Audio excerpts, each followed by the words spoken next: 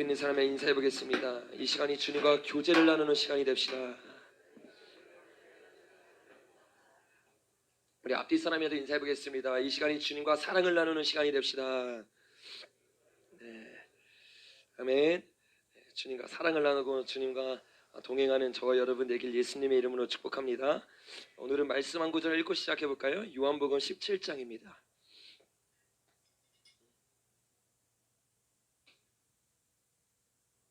여러분, 예배 드릴 때 정말 옆에 있는 사람 신경 쓰지 말고 주님께 마음껏 부르짖고 주님을 마음껏 찾기를 예수님의 이름으로 축복합니다. 네, 우리가 이 자리에 온 이유와 목적이 뭐냐면요, 그 답이 요한복음 17장 3절에 나와 있는데 같이 한번 읽어보겠습니다. 시작. 영생은 곧 유일하신 참 하나님과 그가 보내신 자 예수 그리스도를 아는 것이니이다. 아멘. 우리가 이 자리에 나온 이유가 영생을 얻기 위함일 줄로 믿습니다. 네, 그 영생 얻고 가셔야 돼요. 영생은 천국인데 그 천국 자체가 무엇이냐면 하나님을 알아가시는 것이고, 요한일서에 보니까 예수님 자체라고 말하고 있어요. 그래서 우리가 오늘 예수님을 경험하고 예수님을 얻기 시작하면 천국이 여기 있다 저기 있다 한데요, 우리 안에 있대요. 우리 안에 있대요. 그 다른 말로 무슨 말이냐면 예수님이 우리 안에 있는 거거든요. 제가 오늘 중고등부 예배 때 고린도 후서를 잠깐 나눴었는데 고린도 후서 한번 가볼까요? 고린도서 1장입니다. 5장 1절이에요. 거기 보니까 주님이 우리에게 영원히 거해야 될 집이 어떤 집인지를 말해주고 있습니다. 1절부터 읽어보겠습니다. 시작. 만일 땅에 있는 하나님께서 지으신 집, 곧 손으로 지으신 것이 아니요 하늘에 있는 영원한 집이 우리에게 있는 줄 아느니라. 아멘. 우리에게 영원한 집, 우리에게 그 본향이 있다는 거예요. 아멘. 그래서 히브리서 11장이 이 땅에서 나그네처럼, 이 땅에서 외국인처럼 살아갔는데 더 놀라운 것은 무엇이냐면 이 땅 본향이 그냥 우리가 미래에 가야 될 땅이 아니라 지금 이 땅에서 누릴 수 있다고 이 고린도후서에서 말하고 있는데 2절부터 한번 읽어보겠습니다. 시작. 참으로 우리가 여기 있어 탄식하며 하늘로부터 오는 우리 처소를 덧입기를 간절히 사모하노라. 이렇게 입음은 우리가 벗은 자들로 발견되지 않으려 함이라. 4절. 참으로 이 장막에 있는 우리가 짐진 것 같이 탄식하는 것은 벗고자 함이 아니요 오히려 덧입고자 함이니 죽을 것이 생명에 삼긴 바 되려 함이라. 아멘. 여러분, 여기서 이 천국에 대해서 장막이라고 표현하는데 오늘 장막에 대해서 아주 자세하게 나눌 텐데 이 처소 장막을 우리가 간절히 사모하면서 나아가는데 중요한 것이 무엇이냐, 이 장막에 들어가기 위해서는 이 땅에서 미리 이 장막을 덧입은 자가 되어야 된다는 거예요. 근데 여러분, 요한복음 2장에 보니까 뭐라고 말하냐면 하나님이 우리의 성전이래요. 아멘. 그리스도의 지체로 우리가 있는 것이기 때문에 예수님의 몸된 지체가 성전이고 예수 그리스도입니다. 그래서 고린도전서 6장과 고린도후서 6장에 보면 너희 몸이 하나님의 전임을 알지 못하느냐, 주님이 우리에게 증거를 하고 있어요. 그리고 고린도후서에서도 똑같이 우리에게 말하는 게 뭐냐, 이 장막이 우리 안에 이미 들어와 있어야 되는 거야. 그래서 이미의 개념과 아직의 개념을 제가 설명을 드렸죠. 천국이 이미 우리에게 들어왔지만 아직 소유하지 못했어요. 아멘. 그래서 우리는 이 천국을 누리고 있는 자가 되어야 될 줄로 믿습니다. 그래서 여기서 말하는 게 뭐냐면 벗고 있는 자는 하나님 나라에 들어갈 수가 없다는 거예요. 벗음으로 발견된 자, 이게 요한계시록 2장에 나오는 교회의 모습이잖아요. 헐벗었어요. 눈 멀었어요. 벗고 있어요. 그리고 어떻게 됩니까? 하나님이 내가 너를 알지 못한다고 말을 하는 거예요. 왜 그렇습니까? 주님이 알 수 없도록 의의 옷을 준비하지 못했고, 계시록 7장 19장에서 나오는 세마포 옷을 준비하지 못했어요. 그리고 마태복음에서 누가복음에서 여러 차례 우리에게 증거하고 있는 것처럼 예복을 입고 있지 않아요. 이런 자들은 여러분 어떻게 되는 거예요? 주님으로 옷 입지 않아서 우리가 주님이 우리를 모른다고 하는 거야. 내가 그 안에 그가 내 안에 있어야지만 주님과 관계를 맺고 있을 줄로 믿습니다. 여러분 여기서도 뭐라고 말하냐? 주님을 입고 벗고자 하는 게 아니라 오히려 덧입고자 함이라. 이거를 로마서와 갈라디아서는 뭐라고 표현합니까? 로마서 13장을 보면 빛의 갑옷을 입어라. 그리고 갈라디아서 3절을 보니까 뭐라고 말해요? 그리스도로 옷 입은 자가 되라. 예수님으로 옷 입는 게 예수의 장막 안에 거하는 거고 주의 날개 아래 거하는 거야. 그래서 가장 아름다운 예배는 어떠한 예배냐? 한번 따라해 보겠습니다. 주의 옷자락을 만지는 예배. 이게 너무나 사랑스러운 예배인데 주님의 옷자락을 만지고 주님이 얼마나 사랑스러운지 깨닫기 시작할 때 예수 그리스도가 우리에게 옷 입힘 받을 줄로 믿습니다. 저와 여러분이 오늘 이 예배를 통해 예수님으로 옷 입길 예수님의 이름으로 축복합니다. 이 옷을 입은 자가 예수님을 아는 자고 이 자를 오늘 요한복음 17장에서는 영생을 얻은 자라고 말하고 있어요.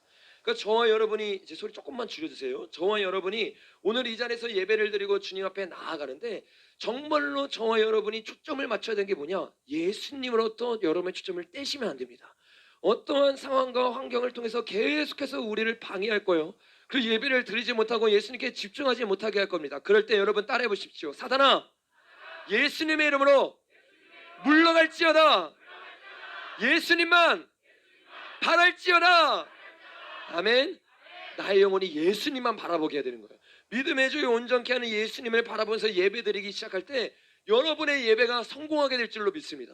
저와 여러분의 예배가 어디에 성공할 수 있느냐 어디에 실패할 수 있느냐가 정해지냐면 이 자리에 가득 채워서 예배드리냐 예배드리지 않느냐가 아니에요. 여러분이 예수님께 집중하고 있느냐 말씀을 들으면서도 다른 것을 바라보는 것이 아니라 예수님을 먹고 있느냐 여기에 차이가 있는 거예요. 그래서 여러분 말씀을 들으면서 어떻게 해야 돼요? 기도하면서 말씀을 들어야 돼요. 주님 이 말씀이 양식이 되게 하여 주시옵소서. 이 말씀을 먹고 마시게 하여 주시옵소서. 주님으로만 채워지게 하여 주시옵소서. 주님으로 채워진 자는요 목마르지 않아요. 주님으로 채워진 자는 헐벗지 않아요. 주님 안에서 그래서 채워지고 배불러져서 승리하길 예수님의 이름으로 축복합니다. 제가 목요일에 요한복음에 대해서 나눴어요. 혹시 이 목요일날 요한복음 설교를 들으신 분들만 손 들어볼까요? 네, 별로 안 되죠. 지금 채널이 지금 폭파당해가지고 다음 주 화요일날부터 그쪽 채널에서 제가 이제 예배를 드리는데 오늘 그 이어서 제가 예배를 좀 얘기를 좀 나누고 싶은데 못 들으신 분들이 많기 때문에 간단하게 이 요한복음의 개요에 대해서 설명하고 오늘 요한복음 1장을 아주 자세하게 좀 나누는 시간을 좀 가졌으면 좋겠습니다. 제가 오늘 이 제목을 뭐라고 적었냐면 한번 따라해볼까요? 계시록에 나오는 7년 대환란을 이길 수 있는 요한복음의 비밀. 저번 주는 7년 대환란을 이길 수 있는 아가서의 열쇠에 대해서 나눴어요.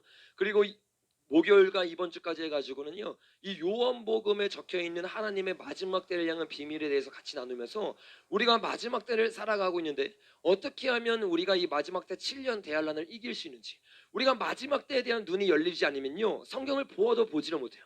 근데 눈이 열리기 시작하면 성경에서 숨겨져 있는 마지막 때가 다 보이기 시작하고 우리가 어떻게 이 마지막 때를 승리해 나갈 수 있는지를 알 수 있는데 이 요한복음에도 요한계시록에 적혀있는 7년 대환란을 이길 수 있는 비결이 바로 이 자리에 있다는 거예요. 왜 그러냐면 이 요한복음을 저술한 목적 자체가 무엇입니까 여러분? 요한복음 20장에 보니까 이렇게 말을 해요.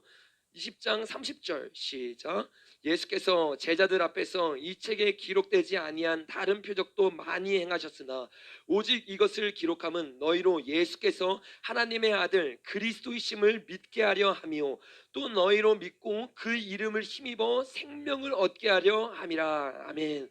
여러분 예수님이 수많은 표적을 행했습니다. 아멘.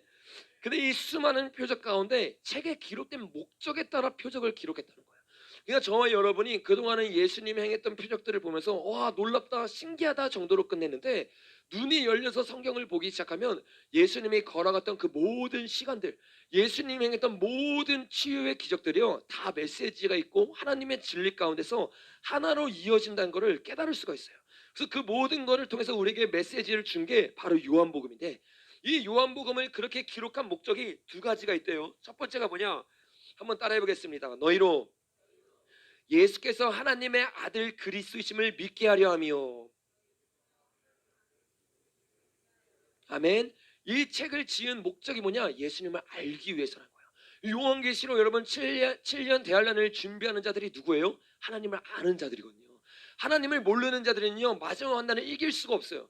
그래서 우리가 정말로 7년 대환란이 깨달아지고 마지막 때가 깨달아지면 우리는 어디로 돌아가야 돼요? 복음으로 돌아가야 돼요. 왜요? 복음만이 우리를 하나님을 알게 하기 때문이에요. 그리고 특별히 요한계시록은 우리로 하여금 뭐라고 말하느냐, 하나님을 알고 하나님을 믿게 하기 위해서 지음받았대요. 두 번째 이유가 뭐예요? 한번 따라해 보겠습니다. 너희로 믿고 그 이름을 힘입어 생명을 얻게 하려 함이라. 첫 번째는 예수 그리스도가 하나님의 아들이심을 증거하기 위해 요한복음이 쓰여졌고, 두 번째는 그 이름을 힘입어 생명을 얻게 하기 위해서 쓰여질 줄로 믿습니다. 그 우리가 이 요한복음만 잘 공부하고 잘 알아도요, 요한복음 가운데 있는 핵심적인 메시지들이 우리의 심령을 치기 시작해요. 첫 번째가 뭐냐? 오늘 나누면서 여러분의 마음 가운데 예수님이 가득하게 될지어다. 이 예수님을 믿을 수 있는 방법이 뭐예요? 갈라디아서 3장에 보니까 율법을 행함으로 성령을 받은 게 아니라 듣고 믿음으로 성령을 받았어요. 그래서 이 요한계시록은 두 가지를 나타나고 있는데, 하나님의 아들이신 예수 그리스도, 그리고 예수 그리스도께 인도하는 성령님에 대해서 나누고 있는 것이 바로 이 요한복음이라는 거예요. 그래서 이 요한복음을 통해서 성령으로 충만해지고 예수로 충만해지길 예수님의 이름으로 축복합니다. 여러분, 요한복음은 1장 계율로 되어 있고 2장과 5장, 이게 하나님이 우리에게 어떻게 하면 요한계시록을 알 수 있는지에 대한 비밀에 대한 계시를 나타내주고, 6장부터 16장까지, 그리고 17장부터 21장까지 이렇게 총 하나 둘셋네 부분으로 나뉘어져 있습니다.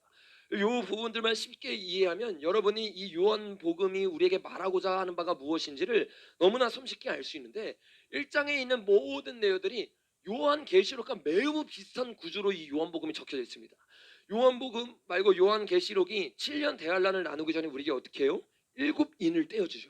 그리고 나서 모든 계율을 우리에게 보여준 다음에 깊이 들어가는 게 요한계시록이에요. 지금 이 요한복음도 마찬가지입니다. 요한복음 1장만 제대로 하면, 오늘 1장을 아주 자세히 나눌 건데, 여기 요한복음에서 말하고 있는 하나님의 메시지들이 무엇인지 퍼즐처럼 맞춰지기 시작해요. 그리고 나서 이 2장과 5장은 이 본론으로 들어가기 전에 서론과 같은 역할입니다. 근데 한 메시지를 우리에게 주고 있어요.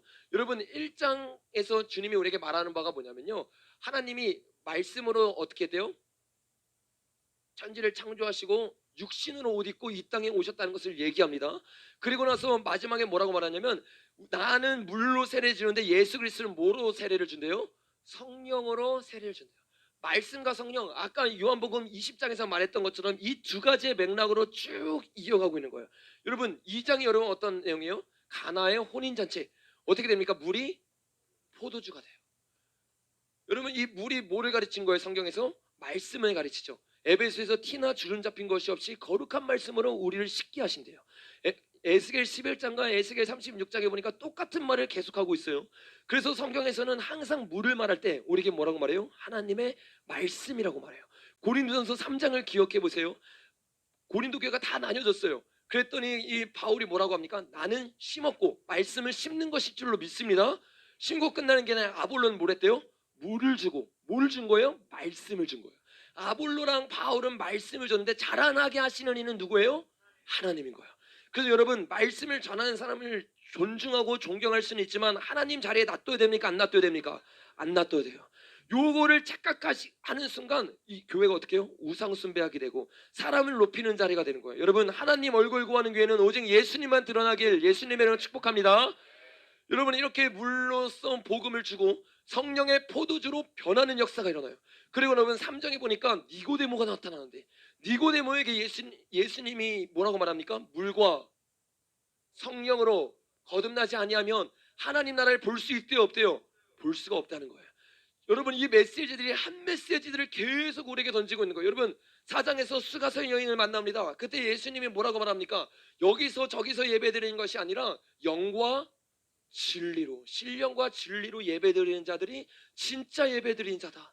우리가 정말로 주님 앞에 오늘 예배드리러 나왔는데 단순히 진리만 갖고 예배드리면 안 돼요. 성령님의 운행하심이 이 자리에 있을 줄로 믿습니다.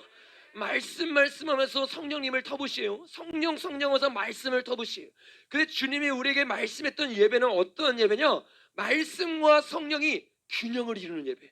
주님을 따라가고 진리의 영신 성령님이 운행할 때 하나님의 역사가 될 줄로 믿습니다. 여러분 5장에서 바로 뭐가 나와요? 여러분 성경을 찾아보면서 따라오시면 더 이해가 쉽습니다. 바로 앞에 뭐가 나와요? 베데스다 연못이 나와요. 그리고 거기에 38년 된 병자가 나오는데 거기 물에 들어가면 다 나음을 받아요? 아니면 다 나음을 못 받아요? 다 나음을 못 받아요. 언제 나음을 받느냐? 천사 하나님의 영이 베데스다 연못에 들어가는 순간 그때 하나님이 연못을 동하기 시작하고 하나님의 놀라운 역사들이 일어나는 거야. 아멘. 여러분 이것을 통해서 요한복음을 우리가 이해하고 마지막 때를 이해하기 위해서 우리에게 필요한 두 가지 축을 보여주는 거야. 마지막 때요. 할 수만 있으면 택하신 자들을 미혹하게 하는데 어떻게 미혹하느냐? 내가 여기 있다 저기 있다 하면 그리스도의 이름으로 나오기 시작해요. 왜 이것을 분별 못하느냐? 진리에 서 있지 못하기 때문이에요. 마지막 때 이길 수 있는 교회는 음부의 권세를 이기는 교회는 반석 위에 집을 지은 교회입니다. 이 교회는 진리를 사활적으로 붙잡는 교회예요. 이 진리에서 벗어나는 순간 누가 와서 우리에게 얘기해도 그것을 떨쳐내길 예수님의 이름으로 축복합니다. 이렇게 진리로 강력하게 주님 앞에 나아가는데 이 진리만 갖고도 안 돼요. 진리를 가장 많이 알고 있었던 사람이 이 시대의 바리새인들이에요. 서기관이에요. 오늘 좀 자세하게는 아니지만 간략하게 나누겠지만 바리새인들과 서기관들이 요한복음에서 예수님을 못 알아봐요. 예수님이 너무나 명확하게 내가 하나님의 아들이다. 주는 그리스도 살아계신 하나님이라는 것이 바로 나이다. 이것을 너무나 분명하게 눈이 열린 사람이 볼 수 있도록 비유로 말씀해 주시거든요. 근데 이 비유를 못 깨닫는 거야. 그러니까 저와 여러분이 오늘 이게 주제가 아니지만 간단하게 나눌 때 보면요 충격을 받을 거예요. 아, 내가 바리새인이었구나. 내가 서기관이었구나. 내가 여태까지 성경을 보아도 성경을 보지를 못했구나. 주님이 비유로 말씀하는 이유는 다른 사람들은 알지 못하고 하나님이 미리 아신 자들 그 자들이 깨달아 알 수 있도록 주님이 비유로 말씀하셨는데 내가 30년 40년 신앙생활을 했는데 이 비유를 깨닫지를 못했어요. 여러분 오늘 비유가 깨닫게 되길 예수님의 이름으로 축복합니다. 여러분 진리와 영으로서 예배드려서 이 맹인되었던 바리새인들은 깨닫지 못했지만 오늘 성령님이 임하기 시작하면 저와 여러분에게 요한계시록이 열리기 시작하는 거예요. 저와 여러분에게 요한복음이 열리기 시작하는 거예요. 성경이 열리기 시작할 때 성경이 얼마나 재밌는지 몰라요. 요즘 성경 보는 재미에 너무 빠져가지고 목요일날도 아침부터 저녁까지 해야 되는 일이 있는데 요한복음만 계속 보다 놨어요.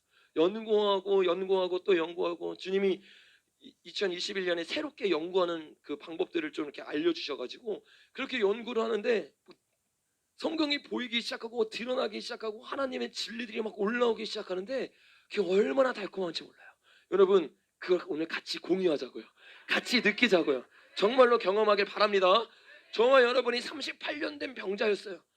도저히 주님 앞에 나아갈 수가 없었어요. 교회를 다녀요. 교회 근처에 있었어요. 교회 문화에 있었어요. 기도를 하고 찬양하는 모습을 봤어요. 근데 영이 임하지 않으면 성령의 터치가 임하지 않으면 여러분 변화될 수가 없는 거예요. 그래서 주님이 우리에게 말하는 게 뭐냐? 세례들과 안수를 받으라는 거예요. 오늘 여러분이 예배를 드리면서 누군가의 안수를 사모하지 말고 성령님의 안수를 사모하시기 바랍니다.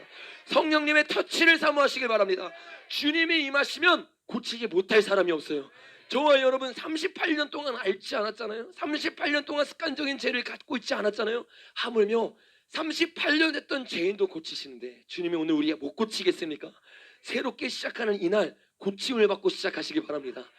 여러분 이렇게 주님이 우리에게 계율을 딱 말해줘요. 이렇게 진리와 성령으로 비침을 받으면 내가 누구인지를 알게 될 것이다. 진리와 성령을 주는 이유는 은혜를 주기 위해서가 아니라 은혜와 진리가 충만하신 하나님을 알기 위해서요. 이렇게 전개를 하고 이제 6장부터 예수님이 누구인가에 대해서 자세하게 나누는데 여러분 6장에 보니까 어떤 장면이 나와요? 6장 한번 읽어볼까요? 1절부터 시작.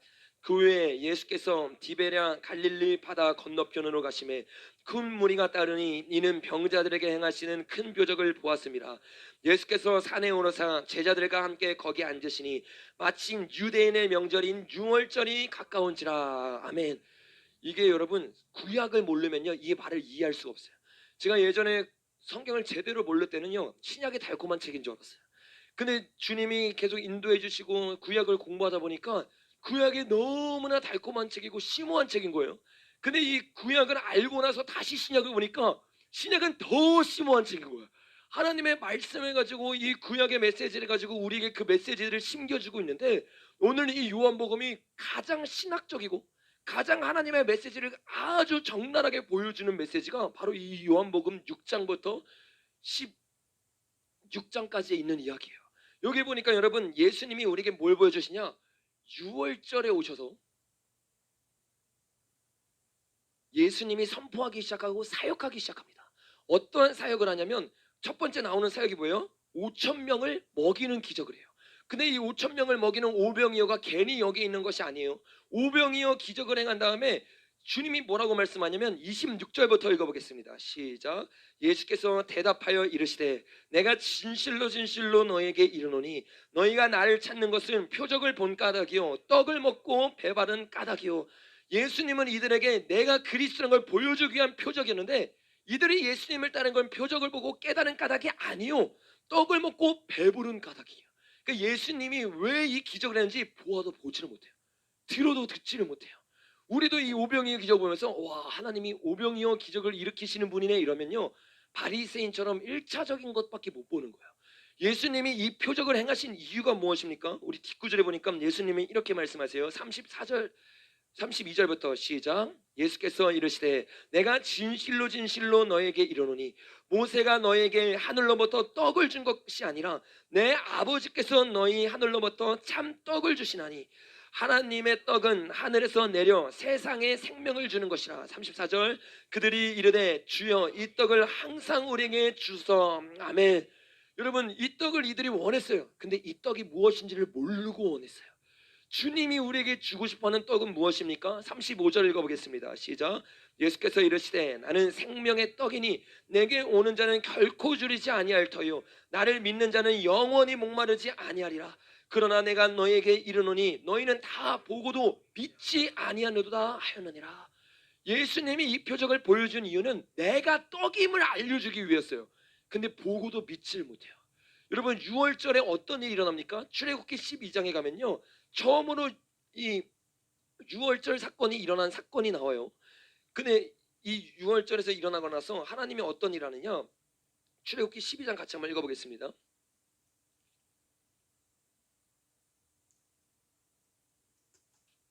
12장 3절부터 2절부터 시작. 이달을 너희의 달의 시작 곧 해의 첫 달이 되게 하고. 6월절은 여러분 예수 그리스도를 나타내는 거예요. 아멘. 이 예수 그리스도를 나타내는 건데, 우리가 6월절을 시작할 때 어떻게 해요? 해가 바뀌어 버리는 거야. 예수님이 이 땅에 왔을 때 어떻게 해요? 이 BC와 AD로 나뉘어져요. 왜? 예수님이 왔을 때는 항상 새로운 출발이 되는 거야. 예수님이 재림을 하세요. 전영왕국이 새로 시작돼.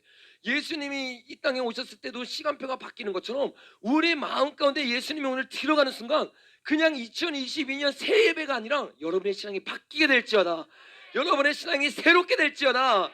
이 새로운 신앙이 들어오는 게 바로 예수 그리스도라는 거야. 예수님이 우리에 들어와서 어떤 일 하냐? 3절 읽어보겠습니다. 시작. 너희는 이스라엘 온 회중에게 말하여 이르라. 이달 열흘에 너희 각자가 어린 양을 취할지니 각 가족대로 그 식주를 취하여 어린 양을 취하되, 그 어린 양에 대하여 식구가 너무 적으면 그 집의 이웃과 함께 사람 따라서 하나님을 취하며 각 사람이 먹을 수 있는 분량에 따라서 너희 어린 양을 계산할 것이며, 너희 어린 양은 흠없고 1년 된 수컷으로 하되 양이나 염소 중에 취하고 이달 열 나흘까지 간직하였다가 해 질 때 이스라엘 회중이 그 양을 잡고 그 피를 양을 먹을 집 좌우 문설주와 임방에 바르고 그 밤에 그 고기를 불에 구워 무교병과 쓴 나물과 아울러 먹되 날 것으로나 물에 삶아서 먹지 말고 머리와 다리와 내장을 다 불에 구워 먹고. 아멘. 여러분, 이 6월절날 하는 특징이 있습니다. 첫 번째 특징이 뭐냐면 떡과 이 빵을 먹는 거죠. 어떤 빵이에요? 무교절을 먹는 거예요. 무교절을 먹는 뜻이 뭐예요? 예수 그리스도가 우리 위해서 죽으심을 나타내는 이 무교절을 먹는 거예요. 무교절만 먹는 게 아니라 가장 중요한 게 뭐냐면 어린 양을 취합니다. 그래서 피를 바르고, 세 번째가 뭐예요? 어린 양을 먹는 거예요. 이게 6월절의 참된 의미예요. 근데 6월절은 저와 여러분이 아닌 것처럼 예수 그리스도 자신인데, 예수님이 이 요한복음에 오셔서 이 6월절을 지키고 있는 너희들아, 너희가 기다리고 있던 메시아가 나이라고 주님이 지금 말하고 있는 거야. 첫 번째 뭐라고 말했어요?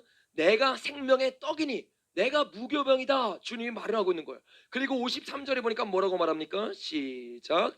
예수께서 이르시되 우리 요한복음 6장 53절입니다. 시작. 예수께서 이르시되 내가 진실로 진실로 너에게 이르노니 인자의 살을 먹지 아니하고 인자의 피를 마시지 아니하면 너희 속에 생명이 없느니라. 내 살을 먹고 내 피를 마시는 자는 영생을 가졌고 마지막 날에 내가 그를 다시 살리니니 내 살은 참된 양식이요 내 피는 참된 음료로다. 아멘. 예수님이요 그냥 이 자리에 내가 내 살과 내 피를 먹어야 된다고 말하는 게 아니라 6월절 기간에 정확히 들어가서 내가 그리스도여 살아계신 하나님의 아들임을 증거하고 있는 거예요. 그러면서 뭐라고 말해요? 56절 시작. 내 살을 먹고 내 피를 마시는 자는 내 안에 거하고 나도 그 안에 거하나니 살아계신 아버지께서 나를 보내심에 내가 아버지로 말미암아 사는 것 같이 나를 먹는 사람도 나로 말미암아 살리라. 아멘. 여러분 이 6월절이요 단순히 절기가 아니라 6월절 영적인 6월절을 우리가 지키기 시작할 때 예수 그리스도로 먹고 마시게 될 줄로 믿습니다. 여러분 예수님이 우리에게 이걸 증거하고 있는 거예요. 너희가 참 하나님과 예수 그리스도를 알아야 되는데 예수 그리스도가 누구냐? 이 6월절을 이루시는 분이라는 거예요. 피로써 우리의 죄를 사해 주시고 어린 양으로서 그가 내 안에 거하시면서 우리를 구원하시는 분 그가 예수 그리스도를 믿습니다. 요거를 6월절에 정확하게 전하고 나서 예수님이 또 다른 절기에 나타나는데 7장으로 넘어가 봅시다. 7장 1절부터 2절까지 시작. 그 후에 갈리에 다니시고 유대에서 다니려 아니하려심은 2절 유대인의 명절인 초막절이 가까운지라. 요 요한복음은 1장부터 21장까지 장마다 그 시간을 알려줍니다. 근데 그 시간 타임테이블이요 너무나 정확해요. 뭐라고 말해요? 이 다음에 하나님이 어디로 인도하세요? 초막절로 인도하세요. 초막절이 장막절이죠. 여러분 7대 절기가 있는데 좀 이따 나누겠지만 첫 번째가 뭐예요? 6월절, 무교절, 초실절, 오순절, 나팔절, 그 다음 뭐예요? 대속제일, 마지막이 장막절이면서 초막절입니다. 그 예수님이 지금 이 6월절 처음과 시작을 예수님이 끝마치고 있다는 걸 우리에게 정확하게 보여주기 위해서 이 7장에서 초막절을 말해주는데 이 초막절은 여러분 특징이 있어요. 어떤 특징이 있냐면 예수님이 우리에게 이 초막절을 명하시면서 출애굽기 20장, 레위기 23장 한번 가볼까요?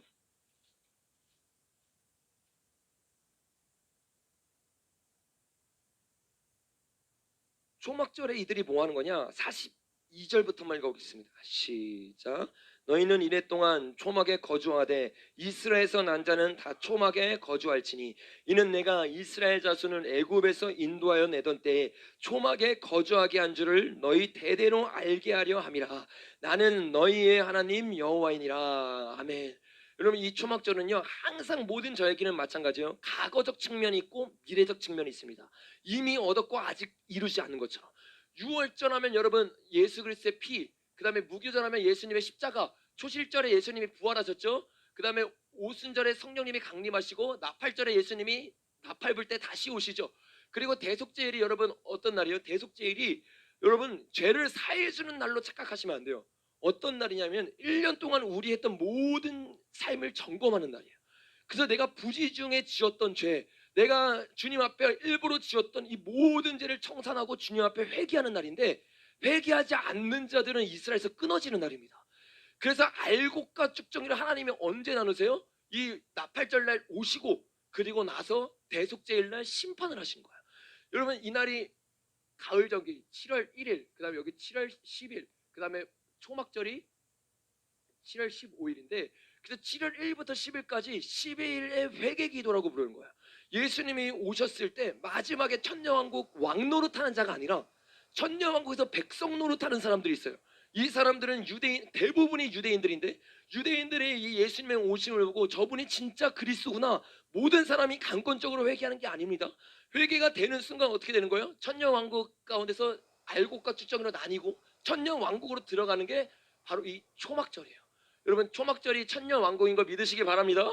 이 천년왕국에 들어가가지고 우리가 뭘 기다리느냐? 이 초막절이 7일이라고 했어요? 8일이라고 했나요? 8일이죠. 8일. 왜 8일이냐면 7일 동안 절기를 지키고 8일째 되는 날은 뭐냐면 하나님과 함께 기뻐하는 거예요. 그날을 유대인들이 뭐라고 부른다 했어요? 시마토라라고 부르는데요. 시마토라. 이 시마토라가 어떤 날이냐? 이 모세오경을 읽는데 모세오경을 처음부터 다시 읽는 날. 그러니까 아예 새롭게 첫 출발하는 날이 바로 이 시마토라예요.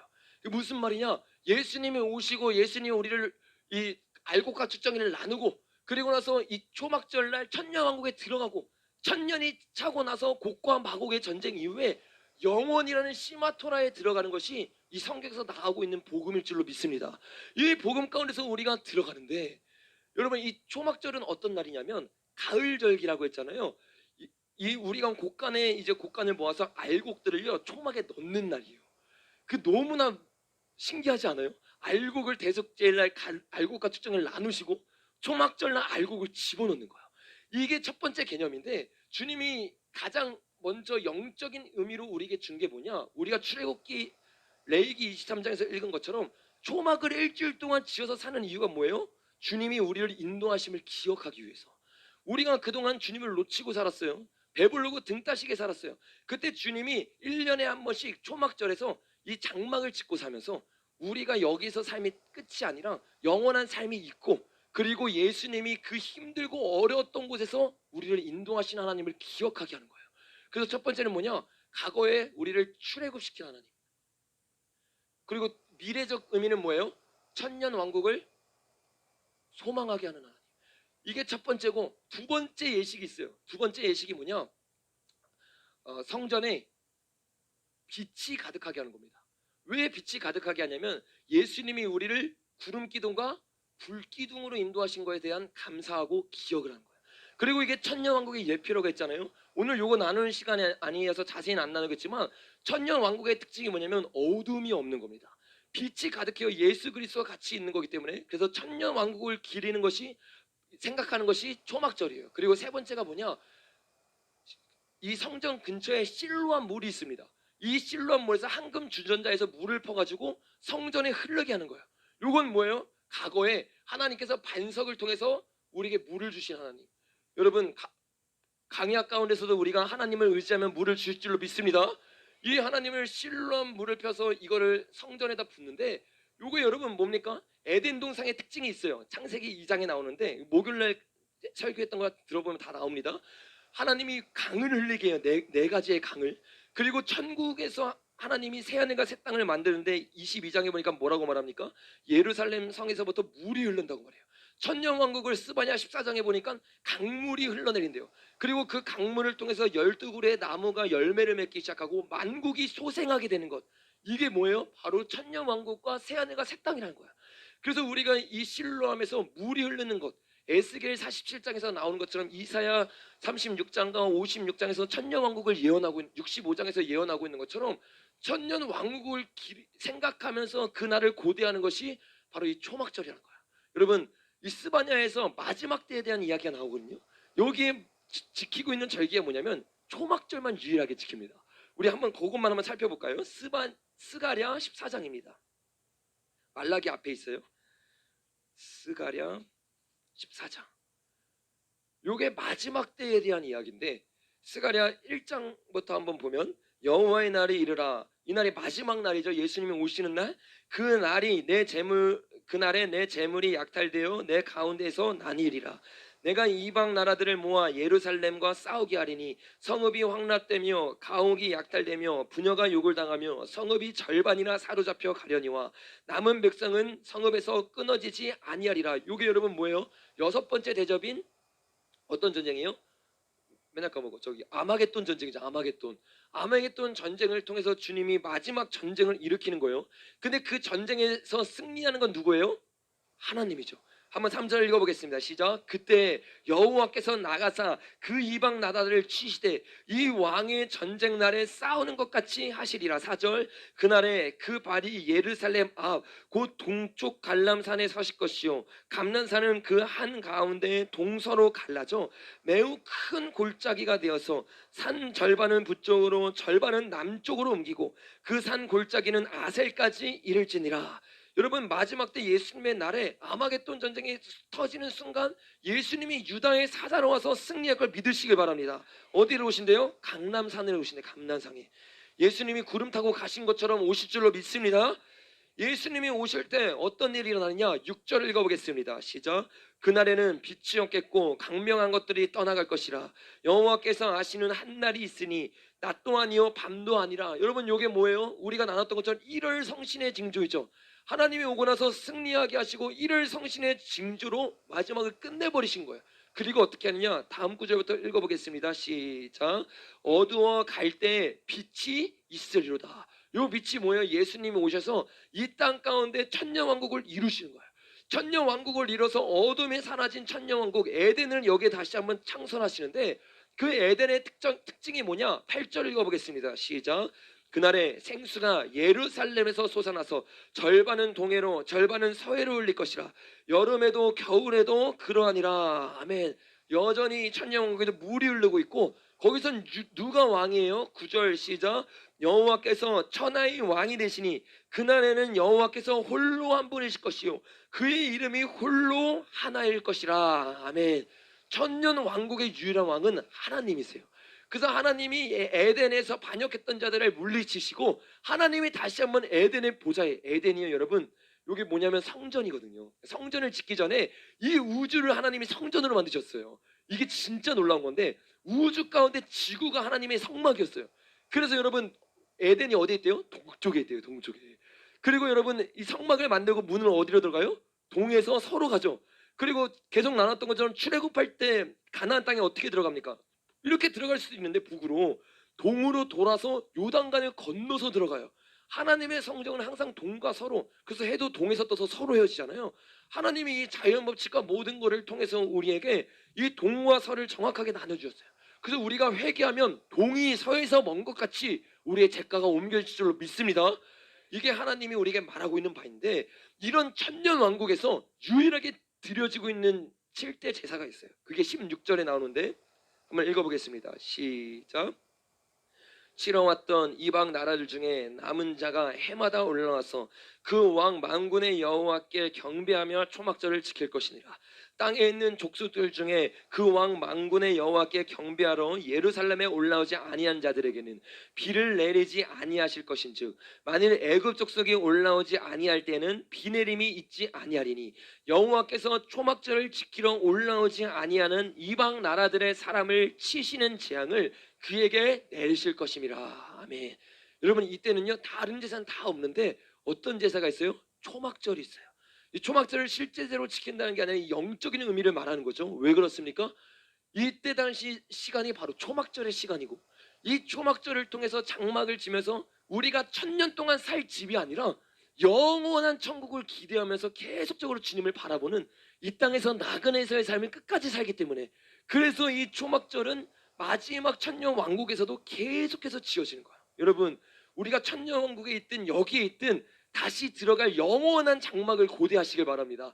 그 장막을 바라보면서 나아갈 때 우리가 마라나타 신앙으로 나아갈 수 있는 거예요. 그래서 이 땅에서 나그네처럼 외국인처럼 살아가니까 사람들이 우리를 얼마나 공격하든, 정부가 우리를 얼마나 탄압하든, 이렇게 예배드린 거 하면 또 난리를 칠 거 아니에요. 난리를 칠 때도 어떻게 해야 돼요? 하나님의 말씀만을 바라보시기 바랍니다. 하나님만이 우리의 유일한 왕이신 거예요. 여러분, 중요한 게 여기 있어요. 여기 보면 이 장막과 성전의 빛과 실로와 성전에 통해서 하나님이 계속해서 이 주님이 초막절의 유일한 왕이시다, 이거를 우리에게 보여주고 있는 건데, 이 요한복음 7장 여러분 다시 한번 가보겠습니다. 7장에 가니까요 예수님이 이렇게 말씀하세요. 7장 6절부터 시작.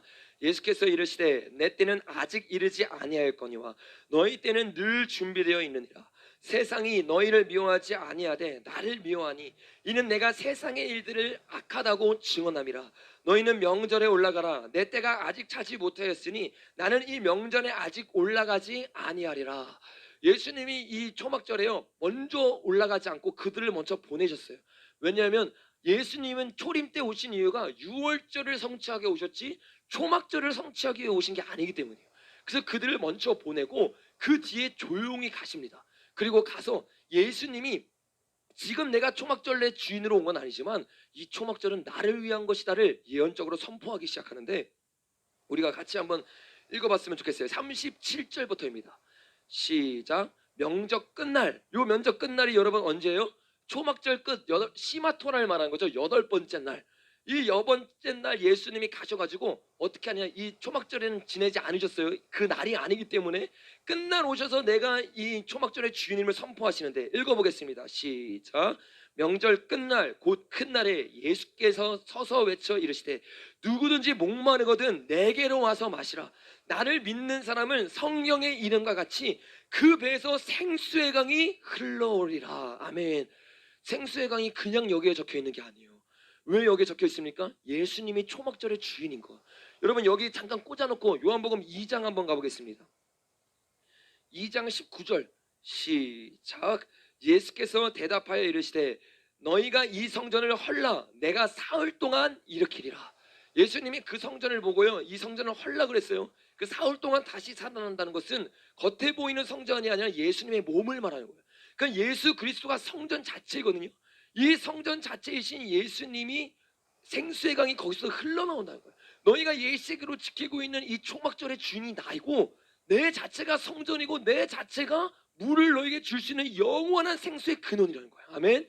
그래서 예수님, 이 진리신 예수님을 따라가기 시작할 때 우리 가운데 어떤 일이 생기냐? 생수의 강이 흐르는데, 생수의 강이 무엇입니까? 39절 읽어보겠습니다. 시작. 이는 그를 믿는 자들이 받을 성령을 가리켜 말씀하신 것이라. 예수님이라는 성전 가운데서 물이 나오는데 이게 성령의 폭포수와 같은 임재라는 거야. 오늘 저와 여러분이 하나님의 말씀을 나눌 때 성령의 폭포수와 같은 임재가 여러분 속에서 터져나오길 예수님의 이름으로 축복합니다. 여러분 예수님 뭐를 이루신 거예요? 지금 내가 이 물 자체고 내가 생명수라는 걸 우리가 알려주기 시작하고 이 8장으로 넘어가서 계속 초막절로 이어지면서 얘기를 하고 있는 거예요. 명절 끝날 언제냐? 우리 8장 1절 2절 읽어보겠습니다. 시작. 예수는 감난산으로 가시니라. 아침에 다시 성전으로 들어오시니, 요 아침이 명절 끝날이 계속 이어지고 있는 거예요. 아직 초막절입니다. 초막절에 예수님이 무엇을 선포하십니까? 12절 읽어보겠습니다. 시작. 예수께서 또 말씀하여 이르시되 나는 세상의 빛이니 나를 따르는 자는 어둠에 있지 아니하고 생명의 빛을 얻으리라. 아멘. 예수님이요, 이 성전의 빛, 어두워지지 않는 이 장막이 누구냐? 바로 나라는 것을 가리키는 거야. 내가 너희가 기다리고 있는 그 메시아다. 너무나 명확하게 예수님이 말하고 있는데 이들이 알아봐요, 못 알아봐요? 못 알아봐요. 예수님이 지금 어떤 말을 하고 있는지 보아도 보지 못하고 들어도 듣지를 못하는 거야. 근데 여러분 더 놀라운 건 무엇이냐면 이 모든 걸 말하고 나서 9장에 가니까 이 9장도 여러분 아직 현재 진행형입니다. 1절 읽어보겠습니다. 시작. 예수께서 길을 가실 때, 아직 초막절 아침이에요. 길을 가실 때 날 때부터 맹인된 자를 봤어요. 볼 수가 없어요. 이 맹인된 자를 보는데 하나님이 이 맹인된 자를 어떻게 고칩니까? 우리 같이 한번 읽어볼까요? 6절부터 시작. 이 말씀을 하시고 땅에 침을 뱉어 진흙을 이겨 그의 눈에 바르시고 이르시되 실로암 목에 가서 씻으라 하시니, 실로암은 번역하면 보냄을 받았다는 뜻이라. 이에 가서 씻고 밝은 눈으로 왔더라. 아멘. 여러분 하나님이요 모든 표적, 많은 표적을 행했는데 여기에 이 표적을 적으신 이유가 있댔어요. 그게 뭐라고 했어요? 요한복음 20장에 보니까 예수님이 하나님의 아들심을 증거하기 위해서. 그래서 예수님이 이 표적을 행한 거예요. 이 표적을 행했을 때 맹인되었던 사람, 이 사람의 죄 때문에 이 사람이 맹인됐던 게 아니에요. 3절 한번 보겠습니다. 시작. 예수께서 대답하시되 이 사람이나 그 부모의 죄로 인한 것이 아니라 그에게 하나님이 하시는 일을 나타내고자 하심이라. 예전에 이게 이해가 안 됐어요. 아니 왜 죄도 아니고 뭐도 아닌데 왜 이런 일을 행하실까? 하나님이 표적을 이루시는 그 단계 가운데 이 사람을 통해서 하나님의 영광을 드러낸 거예요. 어떤 영광을 드러내느냐? 실로암을 통해서 물이 성전에 흐르는 그 물이 바로 나이다. 내가 예수 그리스도고 내가 바로 너희가 기다리는 영원한 장막이다. 우리는 이 영원한 장막을요 가나안 땅처럼 개념적인 의미로 생각을 해요. 그러니까 어떻게 해요? 이 땅에선 천국을 못 누린다고 생각해요. 근데 주님이 우리에게 말하기를 아까 서른분에도 나눈 것처럼 천국이 여기 있다 저기 있다가 아니라 어디에 있대요? 우리 안에 있대요. 고린도후서에 보니까 그 장막을 이미 입고 있는 사람이 장막에 들어간다는 거예요. 그 이 말은 무슨 말이냐? 이 초막절 예수 그리스도가 오늘 우리 가운데 장막으로 있기 시작해야 된다는 거예요. 장막으로 있는 사람들의 특징이 뭐냐? 어둠이 없어요. 빛과 어둠이 함께할 수 없다는 거예요. 그리스도와 벨리알이 함께할 수 없다는 거예요. 성전이 어떻게 더러운 가운데 있겠냐는 거예요. 그래서 고린도후서에서 5장에서는 뭐라고 말하니까 장막에 대해서 얘기하고 6장에서는 장막인 성전을 얘기하면서 너희가 어떻게 빛과 어둠이 함께할 수 있겠냐. 회개하고 돌이켜서 정결한 신부가 되라는 거예요. 여러분, 저와 여러분이 정말로 장막으로 더 있기 위해서는 오늘 저와 여러분의 티나 주름 잡힌 모든 죄들을 회개될 줄을 믿습니다. 저는 몰라요. 여러분이 어떤 죄를 짓고 있는지, 여러분이 어떠한 삶을 살고 있는지 몰라요. 근데 여러분이 장막을 벗고자 하는 자가 아니라 덧입고자 하는 자라면 오늘 주님 앞에 회개의 영을 구하시길 바랍니다. 이 회개를 구하면서 나아가기 시작하고 실로암 성전의 주인이 예수님인 걸 예수님이 증거하기 시작해요. 내가 그 병든 자의 눈을 낫게 하는데 충격적인 건 뭐냐? 요거를 낫게 하고 나서 9장이죠. 낫게 했는데 바리새인들이요 예수님을 죽이려고 그래요. 여러분 충격적이지 않으세요? 예수님이 너무나 밝히 내가 이 유월절과 초막절 처음과 끝의 주인이라고 말했는데 이들이 그 다음에 예수님을 죽일 모의를 하기 시작합니다. 그러고 나서 예수님이 그들과 이렇게 대화를 나누세요. 요한복음 9장 39절부터 읽어보겠습니다. 시작. 예수께서 이르시되 내가 심판하러 이 세상에 왔으니 보지 못하는 자들은 보게 하고 보는 자들은 맹인이 되게 하려 하시니 바리새인 중에 예수와 함께 있던 자들이 이 말씀을 듣고 이르되 우리도 맹인인가? 예수께서 이르시되 너희가 맹인이 되었다라고 하면 죄가 없으려니와 본다고 하니 너희 죄가 그대로 있느니라. 이게 진짜 무서운 거예요. 보아도 보지 못하고 들어도 듣지 못하는 거예요. 예수님이 바로 앞에서 내가 왕임을 드러내는데 깨닫지를 못하는 거예요. 여러분, 저와 여러분 눈 가운데 비닐이 벗겨지길 예수님의 이름으로 축복합니다. 요 장막절을 주님이 스가랴에서 14장에서 우리가 아까 읽었던 것에서 뭐라고 말하냐? 어둠이 없고 빛이 있는 곳이고, 우리가 한번 정확하게 읽기 위해서 한 번만 더 찾아보겠습니다. 스가랴 14장 9절입니다. 시작. 여호와께서 천하의 왕이 되시리니 그날에는 여호와께서 홀로 한 분이실 것이요 그의 이름이 홀로 하나이실 것이라. 아멘. 여러분, 이 천녀왕국의 특징이 뭐냐면 예수님이 왕으로 오시는 거예요. 왕으로. 여러분, 예수님이 왕된 삶을 살고 있지 않은 사람은 초막절을 누리고 있지 못한 사람이고, 다른 말로 천국과 내 속에서 천국을 누리고 있지 못한 사람이라는 거예요. 내가 천국을 원합니다, 천국을 바랍니다가 아니라 여러분의 삶 가운데 예수님이 왕으로 인정되어 있지 않아요. 저와 여러분의 나라가 이 지금 이제 창세기 1장을 아주 자세히 나눌 건데, 주님이 천지 창조를 하실 때 우리 안에 이 다시 새로운 것을 이루시잖아요. 요한복음 1장이 우리 속에 천지 창조를 이루는 장면이에요. 근데 이 장면을 주님이 우리에게 보여주시면서 뭐라고 말하느냐? 너의 이 왕, 너의 이 장막 가운데 진짜 왕이 누구냐는 거야. 너의 이 성전 가운데 새롭게 다시 시작하는 거잖아요. 새로운 날, 2022년 새로운 첫 주일을 보내는 여러분에게 주님이 묻고 있는 거예요. 너의 진정한 왕은 누구이냐? 예배를 드리고 주님을 따르고 주님을 위해 나아간다고 말하지만 너희는 어두움의 종로로 타고 있구나. 너는 죄의 종로로 타고 있구나. 천년왕국은 죄가 아예 없어지는 거야. 어둠이 사라지고 오직 주님만을 예배하고 오직 주님만을 경배하는 건데, 내 속에 두 마음이 있어. 주님도 예배해요, 주님도 경배해요. 내가 즐기고 싶으면 그대로 즐기고 있어요. 이거는요, 장막절을 영적으로 지키고 있지 못한 거야. 저와 여러분의 삶은 어떻습니까? 주님이 왕으로서 자정하고 있습니까? 주님이 지금 그들에게 물어보고 있는 거예요. 바리새인들과 서기관들에게 내가 너희가 기다리던 유대인의 왕이다. 근데 주님을 왕으로 모시지 않아요. 보지를 못하기 때문에. 여러분, 오늘 저와 여러분에게 주님이 유일한 왕이 되기를 예수님의 이름으로 축복합니다. 천하의 왕이 되신대요. 그날의 여호와께서 홀로 한 분이래요. 다른 것과 겸하여 섬기지 마시길 바랍니다. 정말 이 첫 예배부터 결단하여서 오직 예수, 오직 성령, 오직 하나님만 여러분의 왕 되길 예수님의 이름으로 축복합니다. 이 요한복음에서 이렇게 하나님이 유월절을 이루시고 초막절을 이루시고, 그 다음에 이걸 계속 이어서 요한복음 10장을 가봅시다. 10장 22절부터 읽어보겠습니다. 시작. 예루살렘의 수전절이 이를 때는 겨울이라. 야, 수전절이 나와요. 수전절. 이 유월절, 초막절, 그 다음에 수전절. 수전절은 가장 마지막에 여러분 생긴 절기죠. 그러니까 요한복음의 마지막 때가 적혀 있다는 거예요. 수전절을 예수님이 성취하러 오셨고, 이 수전절의 의미가 무엇인지를 알면, 이 수전절이 여러분 한우카잖아요. 지금 이스라엘에서 드려지고 있잖아요. 이 하누카의 절기가 무엇인지를 깨닫기 시작할 때 이 마지막 때 요한복음이 왜 열쇠가 되는지를 우리가 알 수 있는데, 이걸 제가 목요일날 좀 자세하게 나눴는데 간단하게만 한번 살펴보겠습니다. 다니엘 11장입니다. 다니엘 11장에 보면요, 예수님이 우리에게 마지막 때에 대해서 증거를 해요. 8장에서 메대와 바사 그리고 헬라에 대해서 증거를 하시고, 11장에서 이 헬라에 더 초점을 맞춰서 하나님이 이야기를 하시는데, 왜 헬라에 더 초점을 맞추느냐, 이 바벨론도 바벨론인데 헬라는요 마지막 때 적그리스의 왕국을 너무나 많이 담고 있어요. 왜냐하면 헬라는요 문화 정책을 펼쳤거든요. 문화를 점령하고 언어를 점령하고 그 사람들의 가치관을 바꾸려고 했던 게 바로 헬라예요. 그래서 예수님 시대가 로마 시대잖아요. 근데 여러분 어떤 언어로 이 성경이 번역됐어요? 헬라어. 왜냐면 헬라가 그만큼 문화를 장악하고 있었기 때문에 로마가 와가지고 다시 통치해도 헬라어를 써요. 헬라어로 가르침을 받아요. 그 정도로 문화 깊숙한 곳까지 침투해서 이 헬라의 사람들이 적그리스도적 통치를 했는데, 또 그도 그럴 것이 그 헬라 왕 중에 한 명이 적그리스도의 뭐예요? 표본이에요. 그 사람이 우리가 전에 나눴던 안티오코스 에페파네스 4세입니다.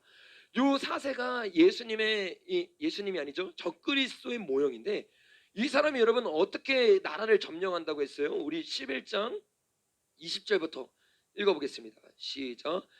그 왕위를 이을 자가 압제를 그 나라의 아름다운 곳으로 두루 다니게 할 것이나 그는 분노함이나 싸움이 없이 몇 날이 못되어 망할 것이요, 또 그 왕위를 이을 자는 한 비천한 사람이라. 여기 비천한 사람, 이 사람이 안티오쿠스 오피파니스 에피파니스 4세예요. 요 4세가 어떻게 왕위를 잡느냐, 적그리스의 모형인데, 자 23절부터 시작. 그와 약주한 후에 그는 거짓을 행하여 올라가. 첫 번째가 뭐예요? 거짓을 행하는 사람이에요. 거짓 정책을 하고 거짓말하면서 어떻게 하느냐, 시작. 소수의 백성을 가지고 세력을 얻을 것이며, 통일전선은 운동이잖아요. 소수를 가지고 거짓말을 쳐가지고 이 사람들을 어떻게 해요? 같은 팀으로 만들기 시작하고, 24절 시작. 그가 평안한 때 그 지방의 가장 기름 곳으로 들어와 그의 조상들과 조상들의 조상이 행하지 못한 것을 행할 것이요, 그는 노력하고 탈취한 재물을 무리에게 흩어주며 계략을 세워. 요들의 특징이 뭐예요? 거짓 평화를 말하고 통일 전선 훈련으로 나아가고 거짓말로 선전선동하고, 그리고 어떻게 해요? 가진 재산을요 분배해 주기 시작해요. 포퓰리즘 정책을 하는 거죠. 이런 정책을 통해서 마지막 때 어떻게 됩니까 여러분?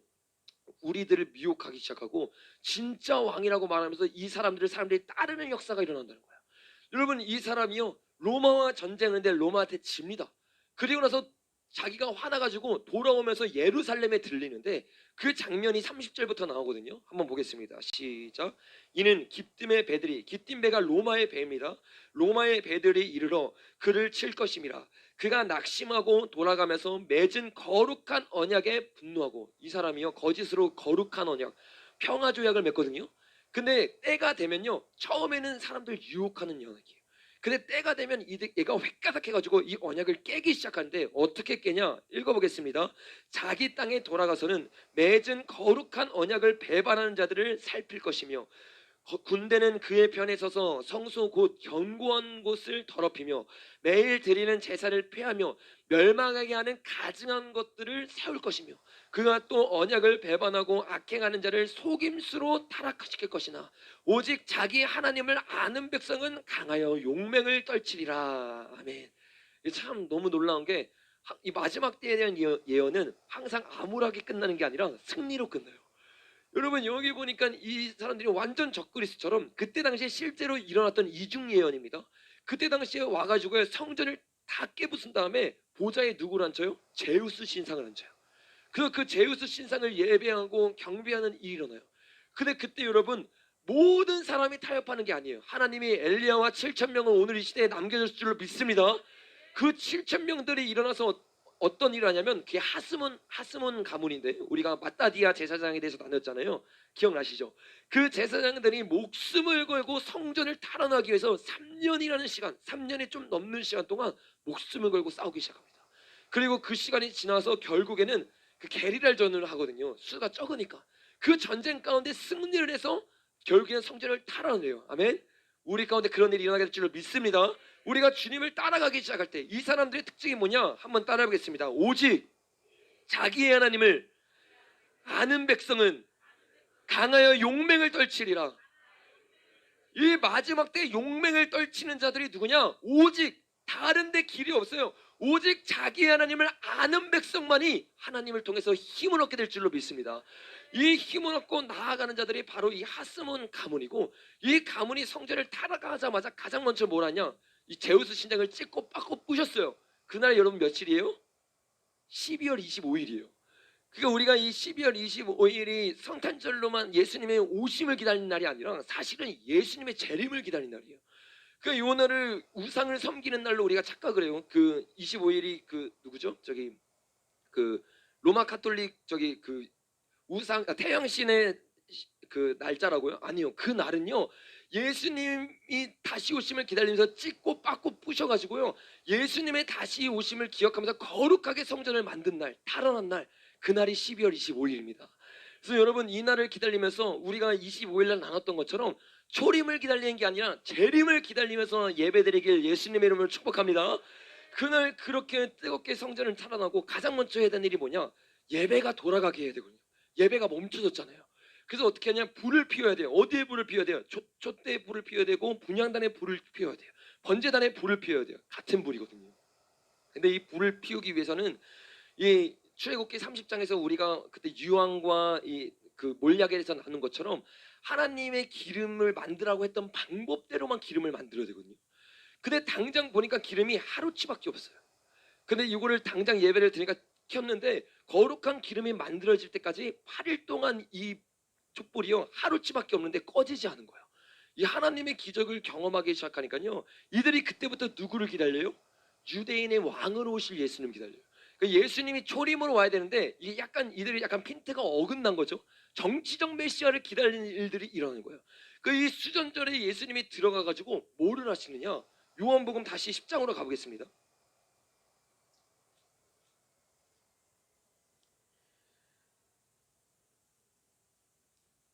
수전전에 들어가 가지고 예수님이 거기서 예배를 드리니까 이들도 수전절이 어떤 날인지 알거든요. 그래서 뭐라고 해요? 24절 읽어보겠습니다. 시작. 유대인들이 에워싸고 이르되 당신이 언제까지나 우리 마음을 의혹하게 하려 하나이까? 그리스도면 밝히 밝히소서. 예수님이 수전절에 오니까 이들이 예수님이 진짜 유대인인가 생각을 하게 되는 거예요. 그때 예수님 뭐라고 말씀하시냐면 우리 9절부터 한번 읽어보겠습니다. 저기 9절이 아니죠. 11장 9절이요. 시작. 예수께서 대답하시되 낯이 12시간이 아니냐? 사람이 낮에 다니면 이 세상의 빛을 보므로 실족하지 아니하고 밤에 다니면 빛이 그 사람 안에 없는 거로 실족하느니라. 아멘. 여러분 예수님이요 이들에게 뭐라고 말하냐면 내가 이 수전절은 여러분 그래서 뭐라고 부르냐? 빛의 절기라고 부르거든. 빛의 절기. 이 23일부터 계속해서 하루하루 불을 붙이기 시작하는 거예요. 빛의 절기라고. 예수님이 이 수전절의 주인이라고 말하면서 뭐라고요? 내가 세상의 빛으로 왔다. 내가 너희들이 기다리는 그 메시아다. 말을 하는데도요. 이제 못 깨달아요. 여러분 예수님이 얼마나 밝히 그리고 얼마나 정확하게 시간의 순서에 따라 우리에게 오셨습니까? 이 예수님을 저와 여러분이 듣고 끝나는 게 아니라 믿기를 예수님을 축복합니다. 여러분 여기 보니까 이 6월절은 뭐예요? 하나님의 어린 양. 그리고 이게 영원한 천국 영생이죠. 그리고 수전절에 여러분 의미가 뭐라고요? 유다의 사자로 오시는 예수 그리스도. 예수님이 이게 우리가 보았던 인크루즈 형식으로 이 영생이 누구한테 있다는 거예요? 어린 양으로 오신 예수님, 유다의 사자이신 예수님께로만 영생이 있을 줄로 믿습니다. 요거를 우리에게 너무나 밝히 보여주고 있는데 주님이 먼저 우리에게 뭘 말하는 거예요? 진리만 가지고 안 된다. 성령님의 눈을 열어주는 사람만 요거를 볼 수 있는 거야. 우리가 그동안 보아도 보지를 못했어요. 비유를 깨닫지를 못했어요. 그냥 요한복음을 읽었어요. 근데 주님이 오늘 우리의 눈을 열어주고 있는 거예요. 이 새해 동안 예수님이 누구신가? 예수님은 우리를 위해 죽으신 어린 양으로 오신 분입니다. 예수님은 유다의 사자로 다시 오실 분입니다. 이거를 우리에게 정확히 보여주면서 예수님을 따르라고 말을 하고 있는 거예요. 그리고 나서 여러분 예수님이요 이 모든 것 처음과 끝을 훑은 다음에 12장부터는요 예수님이 이제 다 훈련되셔서 12장부터 하니까 다 갑자기 고개를 싹 12장부터 예수님이 이 6월절을 이루시기 위해서 나아가요. 기가 막히잖아요. 우리 12장 1절부터 한번 읽어보겠습니다. 시작. 예수께서 베다니에 이르시니 이곳은 예수께서 죽은 자 가운데 살리신 나사로가 있는 곳이라. 예수님이 유월절 엿새준에 예루살렘의 근처로 가셨어요. 근데 안 들어가요. 왜 안 들어가요? 예수님의 예언을 이루기 위해서. 그 예수님이 엿새전에 여기 있어요. 그때 아무도 보아도 보지 못하고 들어도 듣지 못하는데 심지어 제자들조차도 예수님의 마음을 몰랐어요. 예수님이 이렇게 밝히 말해줬는데 이걸 아는 사람이 있어요. 그 사람이 누구예요? 마리아였어요. 향유옥합을 깨뜨려서 주님께 예배를 드려요. 그 진짜 예배는요, 진리를 밝히 깨달아서 주님의 마음을 아는 사람, 주님이 지금 어떤 마음인지 아는 사람. 아, 주님이 유대인 왕으로 오신 게 아니라 어린 양으로 오셔서 우리를 위해 십자가를 지러 오셨구나. 예수님의 마음이 찢어지는구나.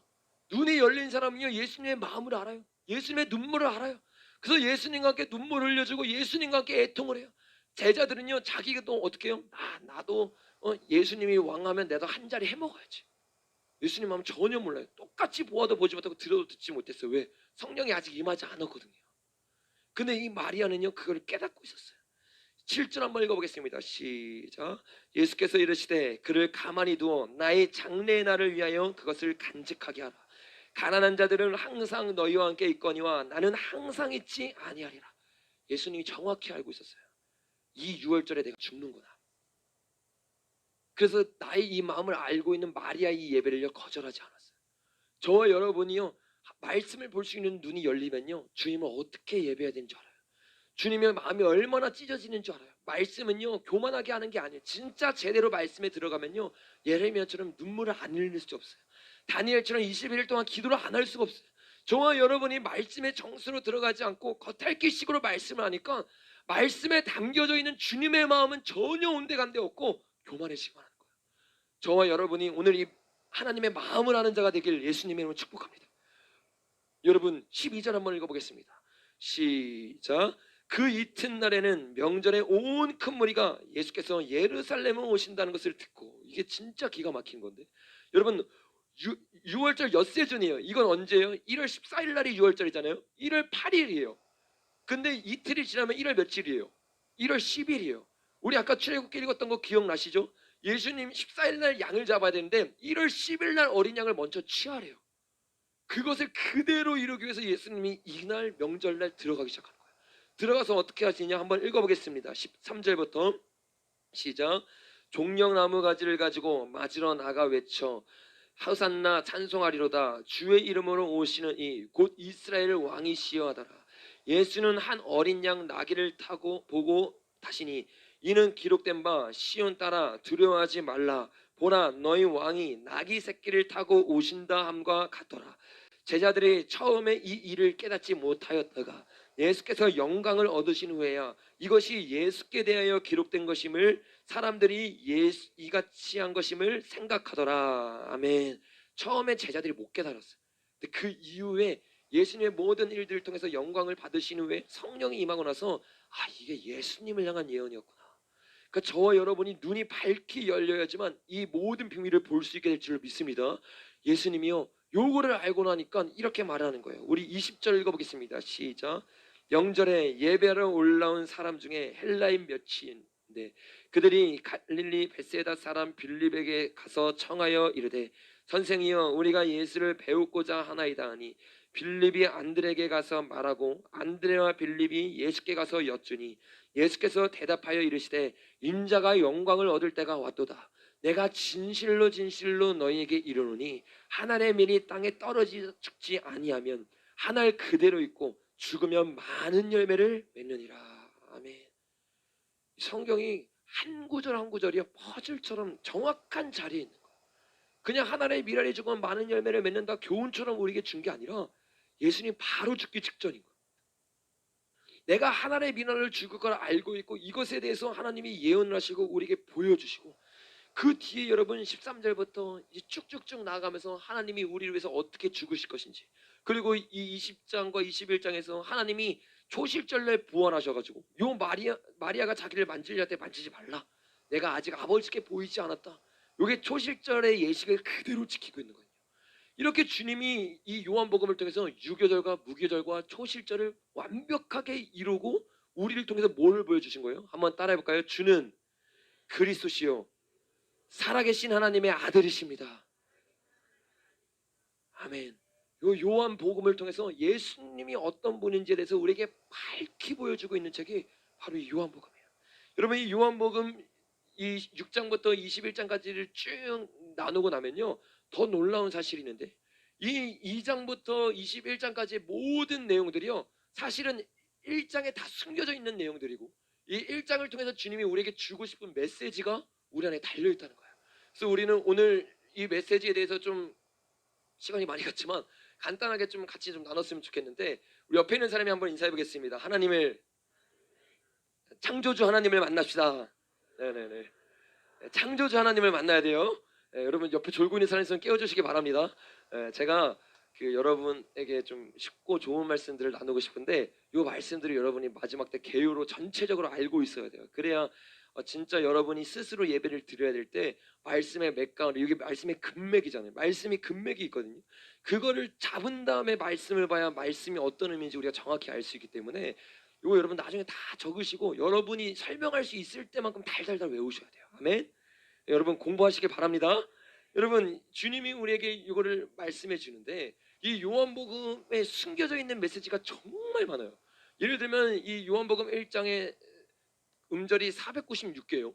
그리고 21장의 단어가 496개입니다. 이 496이 숫자가 우리에게 잘 개념을 안 다가오잖아요. 근데 이 요한복음에서 가장 많이 강조하고 있는 게 뭐냐면 하나님의 아들 독생자예요. 그래서 이 요한복음 3장이 우리가 잘 아는 구절이잖아요. 독생자를 우리에게 주셨으니 그 독생자의 원어를 게마트리아라고 있어요. 우리에게는 익숙하지 않지만 이 게마트리아로 이들은 너무나 익숙하게 다가와요. 뭐 다윗 하면 14 이렇게 숫자로 바로 계산이 될 정도로 그 유대인들 머리가 똑똑한 거예요. 그렇게 하는데 이 독생자라는 뜻이 바로 이 게마트리아가 뭐예요? 496이에요. 그러니까 예수님이 우리에게 말하고 싶은 게 뭐냐면 독생하신 아들 예수 그리스도가 누구인지를 보여주길 원하는 건데 이 독생자라는 원어를 조금 더 우리가 깊이 보면요 단순히 외아들이라는 뜻이 아니에요. 그분과 동일한 분이라는 뜻이에요. 동일한 분. 그러니까 예수 그리스도가 단순히 하나님의 외아들이 아니라 이걸로도 충분히 이해가 되지만 예수 그리스도가 하나님 자체이신 분인 거예요. 그러니까 삼위일체잖아요. 요 하나님에 대해서 나누고 있는 책이 요한복음이에요. 그래서 요한복음 1장과 요한복음 12장은 이렇게 496개의 단어와 음절로서 우리에게 그 메시지를 던지고 있고 또 한 가지 특별한 게 뭐냐면 여러분 요한계시록 우리가 공부했죠. 요한계시록 2장과 3장이 여러분 어떤 내용이에요? 일곱 교회 그리고 나서 일곱 뭐가 나와요? 인 일곱 나팔 그리고 일곱 대접 이렇게 네 가지의 7을 강조하면서 정말 주님이 다시 오심을 기다리면서 7, 7, 7, 7을 강조합니다. 이 요한복음도 마찬가지예요. 요한복음 안에는 이 7이라는 숫자가 굉장히 많이 숨어져 있는데 뭐 첫 번째로 오늘 나누는 이 1장도 일곱 단락으로 나뉘어져 있고 이 일곱 단락의 내력이 좀 이따 나눠보겠지만 이 천지 창조를 비유해서 우리에게 얘기하고 있는 거거든요. 그리고 나서 주님이 우리에게 말씀하는데 이 요한계시록에는 일곱 표적이 있어요. 여러분 일곱 표적이 뭐가 있습니까? 2장에서 가나의 혼인 장치가 있죠. 그리고 나서 뭐가 있습니까? 4절에서 왕의 신하를 고칩니다. 그래서 5절에서 여러분 어떤 일 있어요? 38년 된 병자를 고쳐요. 그리고 6장에서 여러분 어떤 일 있어요? 오병이어가 있습니다. 오병이어를 끝나고 나서 중간에 예수님께서 바다를 걸으세요. 1, 2, 3, 4, 5, 6, 7. 그 다음에 우리가 실로암에서 보았던 것처럼 어떤 표적을 합니까? 맹인을 고치십니다. 그리고 마지막에 여러분 어떤 일 있어요? 11장에서 나사로를 부활시켜요. 이게 하나님이 우리에게 보여주는 일곱 표적이에요. 그 표적을 우리에게 주시면서 하나님 정확하게 우리에게 어떤 표적을 통해서 이 일을 나타내고 보이실 것인지를 우리에게 보여주시는 거예요. 그리고 또 주님이 여기서 주목해봐야 되는 게 일곱 증인이 있어요. 일곱 증인이 여러분 누구예요? 여기 보면 나다니엘 예수님이 그리스도라고 증거를 하죠. 그리고 이 사도 요한이 1장에서 여러분 세례 요한이 뭐를 증거합니까? 보라 하나님의 어린 양이로다. 그리고 베드로가 오병이어 기적을 했을 때 너희도 나를 떠나겠느냐? 아니요. 주는 그리스도의 살아계신 하나님의 아들이십니다. 그리고 예수 그리스도가 직접 증거하시죠. 나는 나이다. 내가 그리스도이다. 증거를 하는 장면이 나오고 마르다 장면이 나오죠. 마르다 나사로를 살렸을 때 주님은 우리의 유일한 주십니다. 마르다가 고백을 해요. 베드로, 요단, 나다니엘, 이 예수님, 그리고 실로암 맹인 통해서, 그리고 여기 내가 적어놓은 거 내가 못 보겠네. 바다를 걸으신 예수님이 나오시고 나서 또 있는데 저 기억이 잘 안 나네요.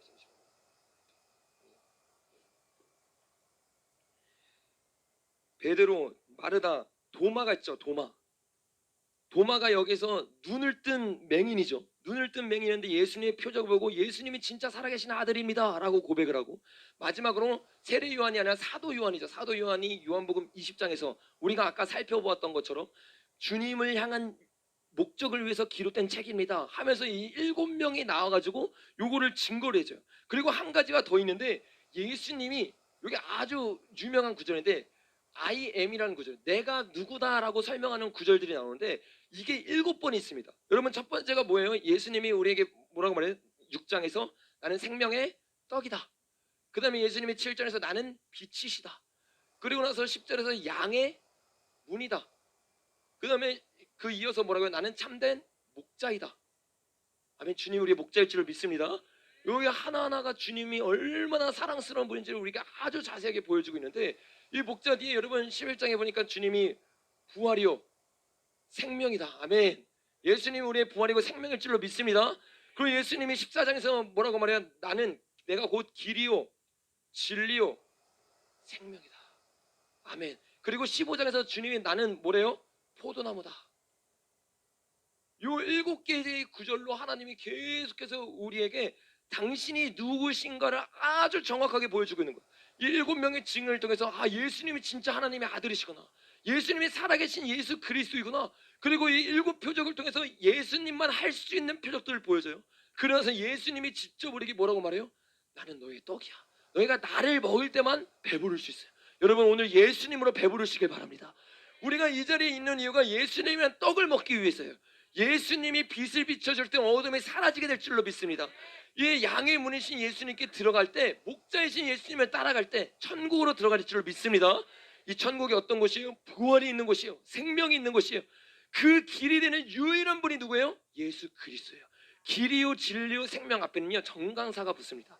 내가 그 길이요, 내가 그 진리요, 내가 그 생명이라는 거예요.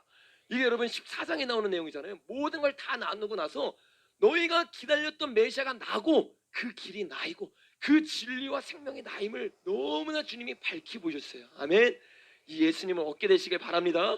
이 예수님이 이렇게 말하고 나서, 그러니까 너희가 누구한테 붙어 있어야 된대요? 나한테 붙어 있어야 되는 거야. 포도나무에 붙어 있을 때만 우리가 아름다운 열매를 맺을 수 있는 거야. 이 열매를 맺는 것에 대해서 주님이 이 요한계시와 똑같은 구조로 이렇게 되어 있죠. 하나가 더 있어요. 이게 뭐냐면 요한복음 1장에 나오는 거예요. 1장. 요 1장에 보면요 마지막 7에 대해서 주님이 말씀하는데, 요것에 대해서 우리가 좀 간단하게 좀 살펴봤으면 좋겠습니다. 우리 요한복음 1장으로 좀 갔으면 좋겠습니다.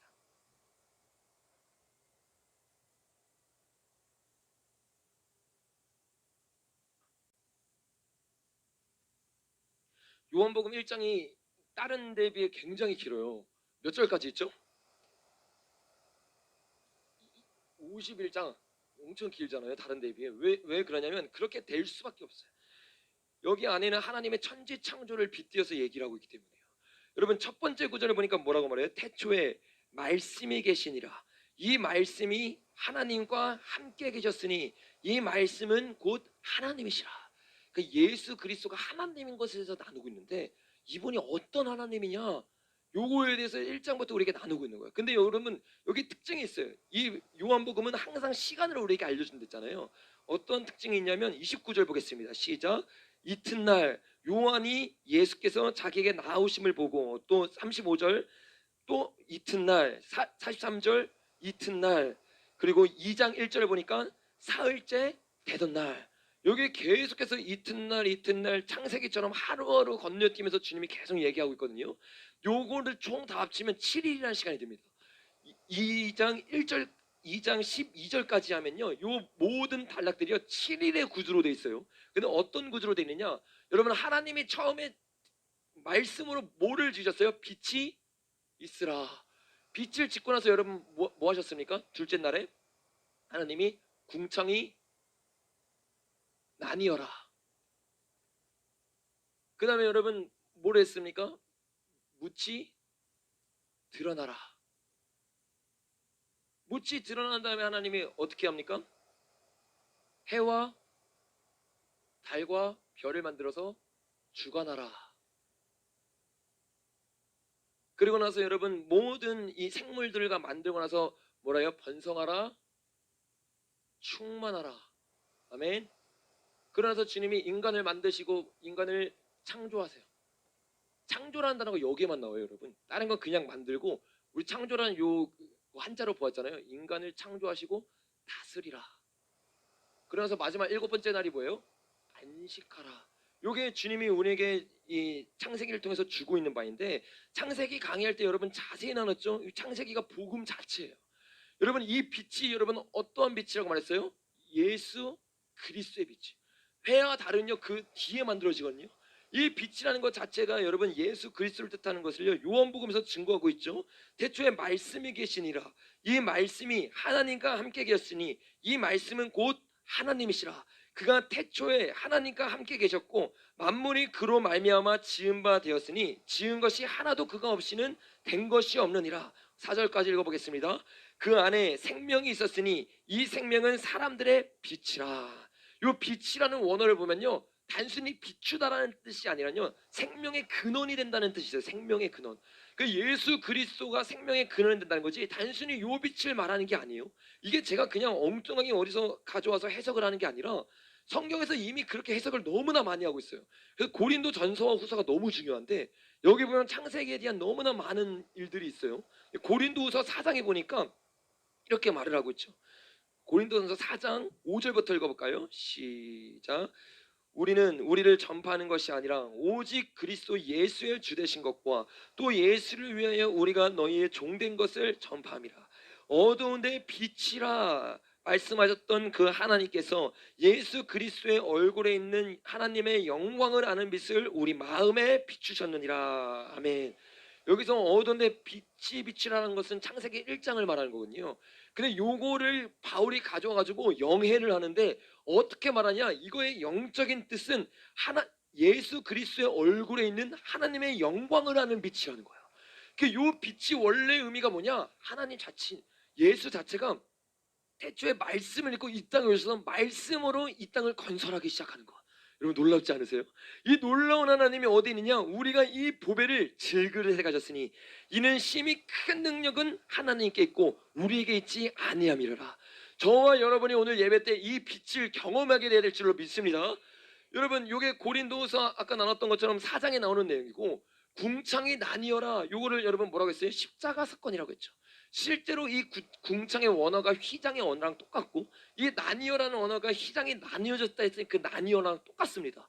그래서 우리가 이 십자가를 보면서 예수님의 빛으로 오셔서 예수님이 나뉘어 주시고 묻이 드러나는 사건이 여러분 성경에 3번 나온다고 했어요. 언제 나온다 했습니까? 노아의 홍수 때. 이때 어떻게 했어요? 모든 것이 바다로 다 없어졌어요. 진노 가운데 있다가 하나님이 어떻게 해요? 이 묻이 드러나게 했어요. 하나님이 말하는 게 뭡니까? 새로운 땅이 시작이 되는 거예요. 그리고 여러분 이 죄의 종로를 타던 애굽 땅 가운데 이들이 도망치는데 그때 한번 묻이 드러나요. 어떻게 드러납니까? 바다가 갈려서 하나님이 그 묻을 드러내는데 그 장면들을 다 어떻게 합니까? 새로운 시작, 부활을 말하는 거예요. 예수님이 빛으로 오시고 십자가를 지시고 부활하시고 여러분 해와 달과 별은 뭐를 말합니까? 요새 우리가 그 요한계시록 12장을 해석하면서 보았잖아요. 창세기 37장에서 해와 달과 별을 요셉이 꿈꾸는데 이게 직분을 뜻하는 거예요. 그래서 예수님이요 이 부활하시고 어떻게 합니까? 승천하세요. 승천하셔서 보좌에 앉으십니다. 이 보좌에 앉아서 이제 뭐 하시는 거예요? 주관하시는 거예요. 아멘. 주님이 우리를 위해 십자가를 지시고 부활하시고 승천하셨어요. 그리고 나서 어떻게 하느냐? 승천하고 끝나는 게 아니라 이 충만하게 하는 원어도 똑같은 원어이거든요. 너무 이게 신기한 건데 성령의 충만함을 우리가 받게 되고 성령의 충만을 받고 끝나는 게 아니에요. 여러분 인간을 하나님이 창조하시고 다스리라고 했어요. 여기서부터 여러분 뭐가 되는 거예요? 천년왕국이 되는 거예요. 새로운 시작을 하나님이 다스리기 시작하고 여기 안식, 영원한 안식이 뭐예요? 새하늘과 새 땅. 여기 우리가 저번에 창세기를 나누면서 간략하지만 이 안에 어떠한 복음이 들어있는지에 대해서 아주 자세하게 나눈 적이 있어요. 그 우리가 모세오경을 하면 모든 게 이 순서로 가는 거예요. 뭐 여기 보면 6월절이죠. 예수님 어린 양을 오시고, 무교절이죠. 예수님이 초실절날 부활하시죠. 그리고 승천하시고 나서 성령이 오순절에 강림하시고, 천년왕국이 이 장막절 하나님이 오시고, 그 다음에 장막절이 여기죠. 장막절이 여기고, 인간을 창조하시고 예수님이 다스리러 오시는 거죠. 이게 재림이죠. 나팔절.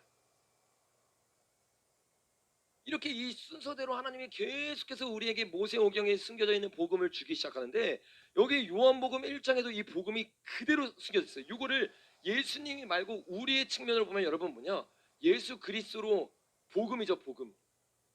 복음의 빛을 비춰야지만 신앙생활에 첫 출발하는 거예요. 여러분과 제가 오늘도 시작하는데 복음이 여러분 가운데 안 들어간다, 그러면 저와 여러분이요 이 자리에 있을 필요가 없어요. 복음을 사모하시길 바랍니다. 예수님의 얼굴에서 나오는 빛을 구하시길 바랍니다. 그래서 우리 교회 이름 뭐예요? 하나님의 얼굴을 구하는 교회잖아요. 이 얼굴을 구하면서 구하고, 오늘 우리가 이제 한 10분 정도만 더 나누고 기도할 텐데, 기도를 할 때 정말 주님의 얼굴의 빛을 구해서 주님을 경험하게 되길 예수님의 이름으로 축복합니다. 이 얼굴의 빛이 우리 가운데 드러나와서 이제는 어떻게 돼요? 예수와 함께 죽고 예수와 함께 살기 시작하는 거야. 요거를 갈라디아서 2장에서 뭐라고 말하면 세례라고 표현해요. 세례. 요건 물 세례겠죠. 물 세례가 여러분 어떤 세례예요? 제사함을 주는 세례. 그리고 요 세례가 어떤 세례예요? 성령 세례. 주님이 주시는 물 세례와 성령 세례를 받기 시작할 때 이제는 내가 죽고 예수로 살기 시작하는 거야. 저와 여러분의 인생 가운데 내일은 석잔 사라지고 예수님만 드러낼 줄 믿습니다. 요것들이 끝나고 나서 여러분 예수님이 주관을 하는데, 우리가 어떻게 해요? 직분을 받게 되는 거죠. 예수님과 함께 사마리아 땅끝까지 나가서 내 증인이 되라. 그리고 사도와 선지자라, 뭐 여러 가지, 뭐 베드로는 개바라고 부르게 되리라. 주님이 계속해서 이들에게 직분을 주고, 그리고 나서 이들이 어떻게 해요? 성령의 충만함을 받아요. 성령의 충만을 받고 끝납니까 여러분? 끝나지 않죠. 주님의 재림을 기다리고 주님을 바라보음을 기다리고, 그리고 새하늘과 새 땅, 이 마라나타 신앙을 가지고 나아가는 거죠. 이런 신앙들로 나아가면서 주님, 이게 새하늘과 새 땅 나아가는 것이 신앙, 예수 그리스도가 아니라 성도들이 붙잡아야 되는 이 7계절의 이야기인데, 요게 여러분 요한복음의 저자가 우리에게 말씀하면서 그냥 하나님의 아들이 아니라 예수 그리스도가 창조주라는 걸 우리에게 보여주기 위해서요 이 구절들을 그렇게 선택했어요. 요한복음 1장 한번 가보겠습니다. 요한복음 1장 첫 단락을 보니까요 주님이 뭐라고 말씀하세요? 4절부터 읽어보겠습니다. 시작. 그 안에 생명이 있었으니 이 생명은 사람들의 빛이라. 빛이 어둠의 빛이 돼 어둠이 깨닫지 못하더라. 그 다음 6절 7절은 송영이고 8절부터 읽어보겠습니다. 그는 이 빛이 아니요 그 빛에 대하여 증언하러 온 자라. 세례 요한을 말하는 거죠. 9절 참빛 곧 세상에 와서 각 사람에게 비추는 빛이 있었나니 그가 세상에 계셨으며 세상은 그로 말미암아 지은 바 되셨으되 세상이 그를 알지 못하고. 11절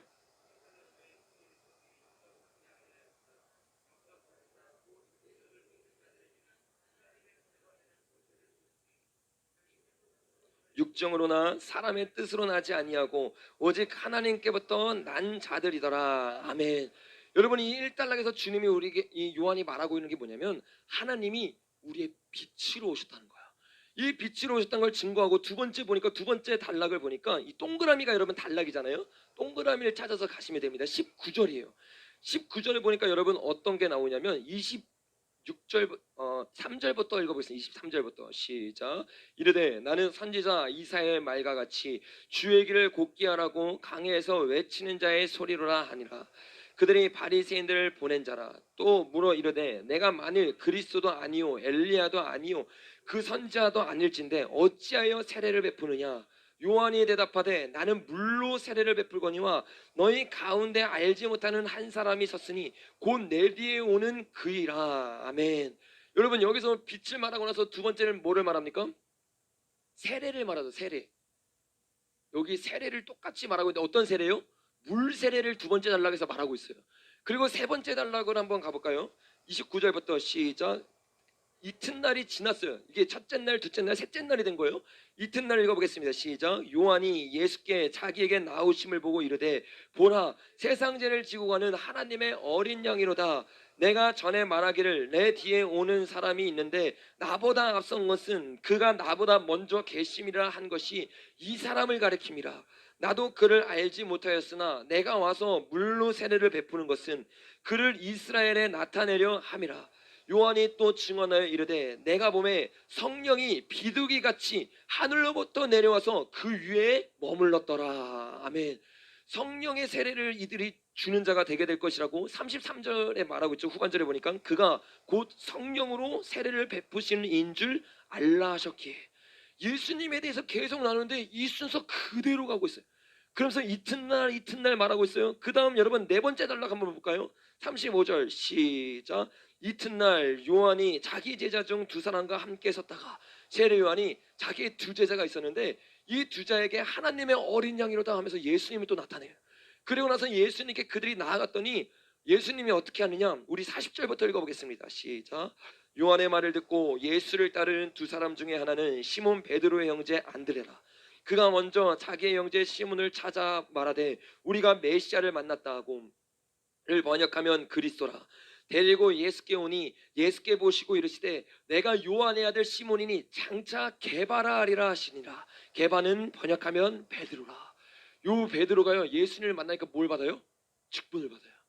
베드로라고 직분을 받는 이 4일차 있던 일을 그대로 이뤄요. 그러나서 여러분 그 이튿날이라고 말합니다. 43절 읽어보겠습니다. 시작. 이튿날 예수께서 갈릴리로 나가려 하시다가 빌립을 만나 이르되 나를 따르라 하시니 빌립은 안드레와 베드로와 한 동네 벳세대 사람이라. 이 빌립을 만나고 나서 빌립이요 깜짝 놀라가지고 여러분 나다니엘을 만납니다. 그 나다니엘을 만나서 나다니엘이 주님 앞에 가는데 그때부터 이 이야기가 이어집니다. 47절부터 읽어보겠습니다. 시작. 예수께서 나다니엘이 자기에게 오는 것을 보시고 보라 이는 참으로 이스라엘 사람이라. 그 속에 간사한 것이 없도다. 나다니엘이 이르되 어떻게 나를 아시나이까. 예수께서 대답하여 이르시되 빌립이 너를 부르기 전에 내가 무화과 나무 아래에 있을 때 보았노라. 나다니엘이 대답하되 라삐여 당신은 하나님의 아들이시오 당신은 이스라엘의 임금이로다. 예수께서 대답하여 이르시되 내가 너를 무화과 나무 아래서 보았다 함으로 믿느냐. 이보다 더 큰 일을 보리라. 어떤 큰 일입니까? 51절 또 이르시되 진실로 진실로 너에게 이르노니 하늘이 열리고 하나님의 사자들이 인자 위에 오르락내리락 하는 것을 보리라. 아멘. 하늘이 열리고 오르락내리락 하는 이 베델을 말하면서 성령의 충만을 얘기하고 있죠. 이 다섯 번째가 뭐예요 여러분? 성령의 충만함이에요. 이 요한복음 안에 이 창세기에 들어있던 복음을 그대로 말하면서 창세기가 그냥 하나님이 창조하셨다가 아니라 주님이 원하는 게 뭐예요? 내 안에 성막을 짓고 내 안에 지금 이 일을 하기를 원한다고 요한을 통해서 말씀하고 있는 거야. 여러분 성령의 충만을 받는 자가 되길 예수님의 이름으로 축복합니다. 여러분 그리고 나서 이제 6일째예요. 한번 읽어보겠습니다. 2장 1절부터 사흘째 되던 날 갈릴리 가나에 혼례가 있어 예수의 어머니도 거기 계시고 예수와 그 제자도 혼례의 청함을 받았더니 포도주가 떨어진지라. 예수의 어머니가 예수에게 이르되 저들에게 포도주가 없다 하니 예수께서 이르시되 여자여 나와 무슨 상관이 있나이까. 내 때가 아직 이르지 아니하였나이다. 그의 어머니가 하인에게 이르되 너에게 무슨 말씀을 하든지 그대로 하라 하니라. 거기에 유대인의 정결 예식을 따라 두세 통 드는 동아리 몇 개요? 6이 놓였는지라. 예수께서 그들에게 이르되 항아리에 물을 채우라 하신즉 어기까지 채우니 이제는 떠서 연회장에 갖다 주라 하심에 갖다 주었더니 6가지의 항아리, 이 육째 날 6가지의 항아리가 있는데 거기에 물을 채웠어요. 그리고 어떻게 해요? 무에서 유를 창조하셨어요. 포도주가 아예 없었습니다. 근데 그것은 하나님이 마지막 6번째 날 첫 번째 기적과 이게 이어지는 거죠. 첫 번째 표적이면서 하나님이 우리에게 창조하시면서 우리를 지으신 거예요. 이게 뭐를 말하는 거예요? 예수 그리스도가 누구라는 겁니까? 창조하신 하나님과 함께 있었다. 잠언 8장에서 말했던 말씀 자체이신 예수님이 바로 우리 안에서 이 일을 이루길 원한다는 것을요 그대로 가르쳐주고 있어요. 여러분 마지막 12절 한번 읽어보겠습니다. 시작. 그 후에 예수께서 그 어머니와 형제들과 제자들과 함께 가버나움으로 내려가셨으나 거기에 여러 날 계시지는 아니한지라. 이 모든 걸 끝나고 나서 여러분 어떻게 해요? 하나님이 이 가버나움에 가셔서 그들과 함께 안식을 보내고 그들과 함께 쉼을 보냅니다. 이렇게 2장 12절까지 하나님이 모든 일을 끝내고 나서 내가 창조주 하나님이다 이거를 드러내고 나서 어떤 일을 하십니까? 여러분 이게 놀라운 건데 우리 13절부터 한번 읽어봤으면 좋겠습니다. 우리 저기 찬양팀 나와주시면 좋을 것 같아요. 은혜 찬양 좀 해주시면 좋겠습니다. 13절부터 읽어보겠습니다. 시작. 유대인의 유월절이 가까운지라 예수께서 예루살렘으로 오라가셨더니 성전 안에서 소와 양과 비둘기 파는 자들과 돈 바꾸는 자들이 앉아 있는 것을 보시고 노끈으로 채찍을 만드사 양이나 소를 다 성전으로 내쫓으시고 돈 바꾸는 사람들의 돈을 쏟으시며 상을 엎으시고 비둘기 파는 사람들에게 이르시되 이것을 여기서 가져가라. 내 아버지의 집으로 장사하는 집을 만들지 말라 하시니. 아멘. 예수님이요, 예수님의 요한이요, 요 모든 천지 창조에 대한 이야기라고 예수님이 천지 창조를 하신 예수 그리스도시다. 그리고 나서 예수님의 이야기를 바로 한다. 어떤 이야기를 해요? 성전 개혁 이야기를 해요. 성전 개혁. 이 성전이 누구예요? 우리잖아요. 신약 시대의 성전이 우리임을 정확히 알고 있어요. 근데 예수님이요, 내가 이 모든 것을 만든 사람이다 라고 말하고 나서 가장 먼저 하는 게 뭐냐면 성전을 창조하시고 성전을 새로 짓기 시작하는 거예요. 그러면서 뭐라고 말하냐면 너희가 이 성전을 헐라 내가 사흘 동안 일으키리라. 내가 다시 한번 이 성전을 만들고 내가 다시 한번 너희 마음 가운데 재창조를 하리라. 요게 요한복음에서 우리에게 주고 있는 복음의 능력이라는 거야. 이 복음이 우리 가운데 들어갈 때 어떤 일이 일어나느냐? 그동안 예수님을 믿기 전에는 내가 원하는 대로 막 살아갔었는데 예수님이 우리 속에 들어가기 전에는 빛과 어둠과 공허함이 가득했는데 2021년을 살아가면서도 신앙생활 한다고 말하는데 예수님이 전혀 없었는데 예수님이 우리 속에 들어가는 순간 이 복음 자체이신 예수님이 빛으로 비춰지는 순간 내 속에 번성하는 일이 일어나요. 내 속에 해와 달이 생겨나기 시작해요. 어둠이 사라지고 질서가 잡히기 시작합니다. 주님이 유일한 우리의 왕이 되기 시작합니다. 에덴이 처음 창조됐어요. 여러분 어떻게 했어요? 천년 왕국에서 이 장막절에서 말한 것처럼 오직 주님이 왕된 삶을 살아갔어요. 이것처럼요, 주님이 오늘 우리에게 이 요한복음을 통해서 2022년을 새롭게 결단하고 나아가는 저와 여러분에게 주님이 도전하고 있는 거야. 어떤 도전을 하냐? 이전까지 너의 힘으로 쌓아 올렸던 모든 성전 무너뜨려라. 너의 힘으로 했던 신앙, 너의 힘으로 살아가려 했던 삶 다 쓰잘데기 없다는 거예요. 아무리 멋있는 성전을 만들었어요. 아무리 멋있는 창조 질서를 만들었어요. 근데 자세히 보면요, 바벨탑이에요. 내가 만들었고 내가 선택했고 하나님이 원했던 천년왕국이 아니라 내가 원했던 유토피아를 내 안에 짓고 있어요. 여러분, 요거는요 신앙생활이 아니에요. 주님이 저와 여러분을 통해서 이 요한복음 1장과 2절을 통해서 정확하게 말하는 거예요. 나는 내가 거하길 원하는 성전을 짓고 싶다. 내가 2022년 편하게 거할 수 있는 것. 예수님의 마음을 알았던 유일한 것 마리아였어요. 이 마리아의 집에 예수님이 즐겨하길 원했어요. 너무나 행복했어요. 그 집에 거하고 그와 함께 있는 것. 왜요? 그 집은요 예수님이 거하기에 마땅한 처소였기 때문에. 저와 여러분의 삶은 어떻습니까? 저와 여러분이 이 진리를 깨닫기 시작할 때 어느 것 하나라도 내 힘으로 됐다고 말할 수 있는 사람 아무도 없을 거예요. 그동안 우리의 교만함이 깨달아지기 시작해요. 주님이 우리를 창조하고 이끌어가고 있었는데 내가 다 망치고 있었구나. 내가 주님의 은혜를 인정하지 않았고 주님을 따라가지 않았고 주님 바라보고 있지 않았구나.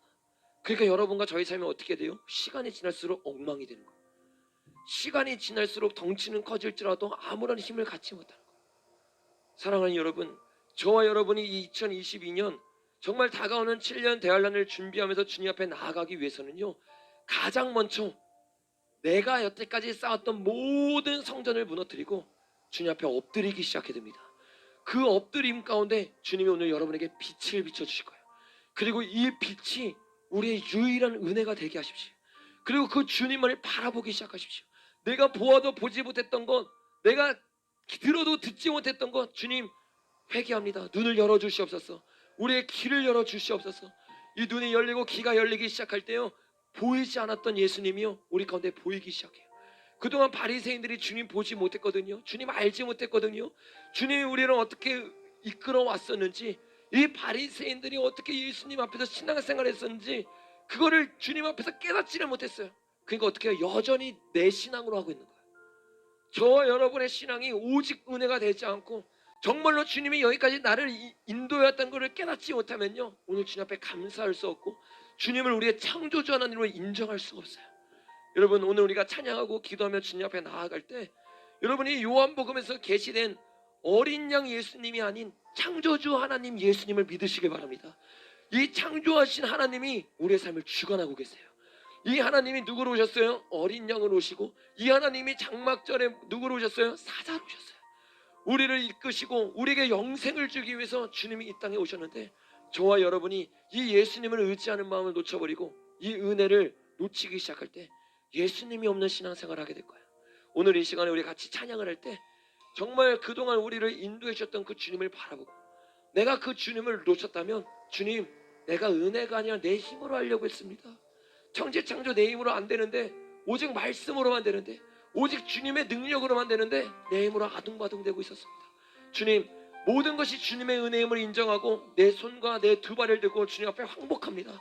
오늘 이 시간 2021년을 올려드리고 2022년 새해를 시작할 때 주님이 유일하게 우리의 왕이 되어주시고 주님이 우리의 장막절이 되어 주시옵소서. 우리 이런 마음으로 지난 날들을 생각하면서 같이 찬양하면서 주님 앞에 나아갔으면 좋겠습니다.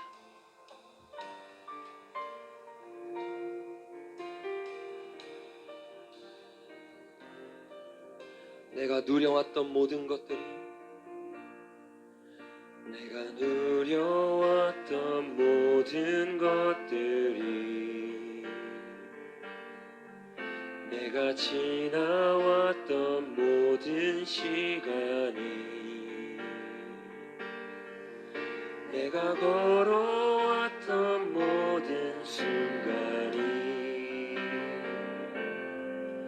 당연한 건 아니라 은혜였소. 아침 해가 뜨고 저녁에 노을, 봄의 꽃향기와 가을의 열매, 변하는 계절의 모든 순간이 당연한 건 아니라 은혜였소. 모든 것이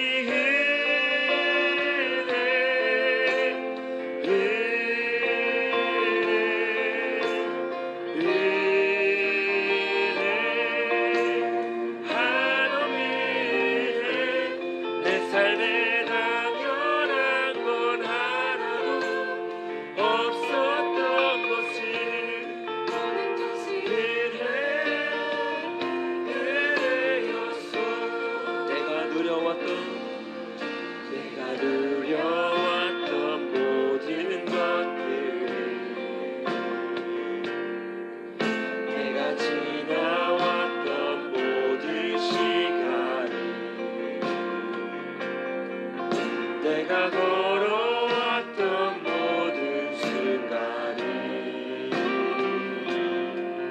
당연한 건 아니라 은혜였소. 아침 해가 뜨고 저녁에 노을, 꽃의 꽃향기와 가을의 열매, 변하는 계절의 모든 순간이 당연한 건 아니라 은혜였소. 모든 것이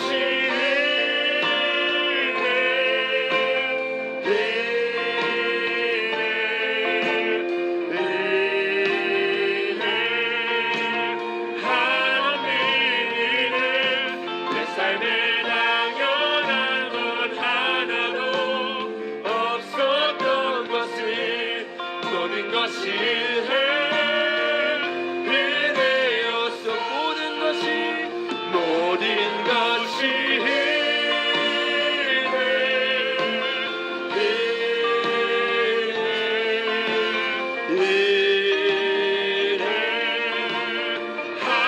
하나님의 삶에 당연한 건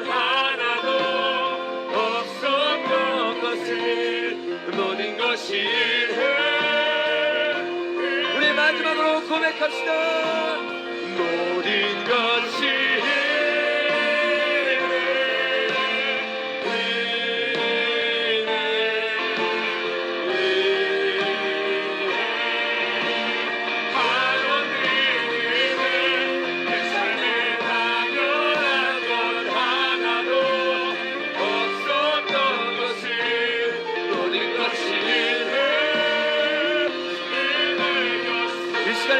앞에 한번 기도할 때 주님이 이 땅과 이 모든 만물을 만드셨습니다. 하나님, 이 모든 것이 주님의 은혜입니다. 이와 같이 우리 안에 새로운 창조가 필요합니다. 우리 안에 변화가 필요합니다. 우리 안에 새로운 돌파가 필요합니다. 주님이 돌파의 시작은 내가 아니라 오직 주님의 은혜의 빛일 줄로 믿습니다. 오늘 주님의 얼굴을 구하며 나아갈 때, 오늘 주님을 찾으며 나아갈 때 내 안에 새로운 창조가 일어나게 하여 주시옵소서. 우리 주님의 얼굴에 빛을 구하며 주여 세바 외치고 기도하겠습니다. 주여, 주여, 주여.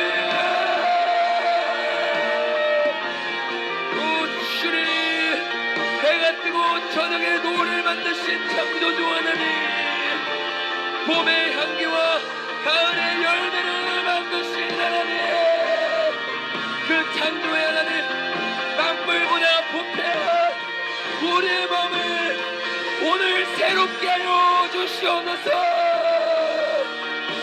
여러분, 주님을 구하며 주님을 찾으며 얼굴에 빛을 구하며 주님의 얼굴을 나아가십시오. 만물보다 부패한 여러분의 마음을 새로 창조하실 분은 오직 예수 그리스도입니다. 여러분의 힘으로 안 됩니다. 여러분의 노력으로 안 됩니다. 주님을 구하십시오. 주님의 은혜의 빛을 구하십시오. 은혜와 진리의 성령님, 오늘 우리에게 은혜로 덮어주신 은혜의 빛을 비춰주시옵소서. 주님이 오늘 우리에게 임하고 있습니다. 오늘 말씀을 듣고 주님을 구하는 저와 여러분에게 영광의 빛이 비춰질 것입니다. 오 주님, 내 마음의 성전을 무너뜨리시고 나의 힘, 나의 노력, 나의 힘으로 나아갔던 모든 신앙을 내려놓고 주님 앞에 엎드리게 하여 주시옵소서. 주님의 빛을 구하시옵소서. 여러분, 2022년 변하기를 원하십니까? 2022년 새로운 삶을 살기를 원하십니까? 새로운 창조가 일어나야 됩니다. 이전 것을 지나갔으니 보라 새 것이 되었도다. 주님의 은혜를 구합니다.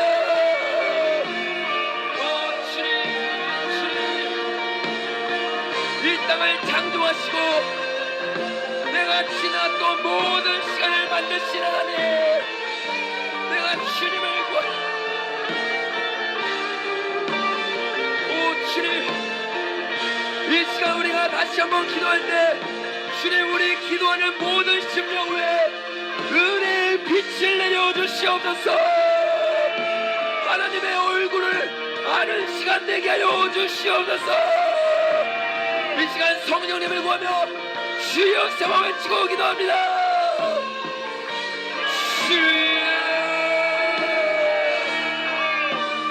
주여, 주여.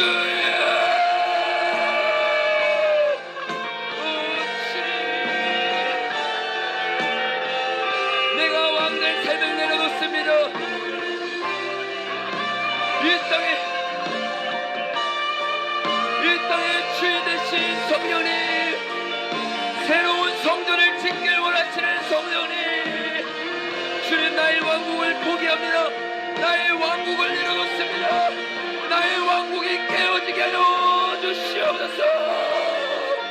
오 주님, 복음의 빛이 비춰지게 하여 주시옵소서. 하나님이 세상을 저녁 사랑하사 독생자를 주셨으니, 독생자를 주셨으니 주님의 영광을 알게 하시고 예수님이 어떤 분인지 깨달아 알게 하여 주시고, 예수님이 어떤 분인지 깨달아 알게 하여 주시옵소서. 오 주님, 예 주여,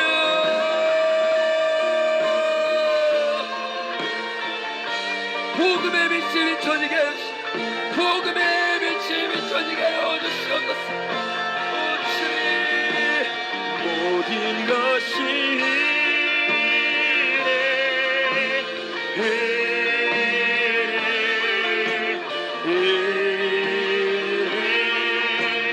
하나님이네.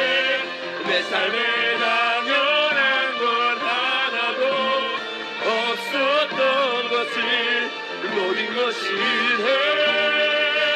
은혜였어. 모든 것이 주님의 은혜를 부어주시고, 주님 모든 것이 은혜였습니다. 오늘 이 시간에 주님의 은혜를 부어주시고, 오 놀라운 복음 가운데 우리의 심령이 깨어지기를 원합니다. 우리의 심령이 재창조되기를 원합니다. 모든 것이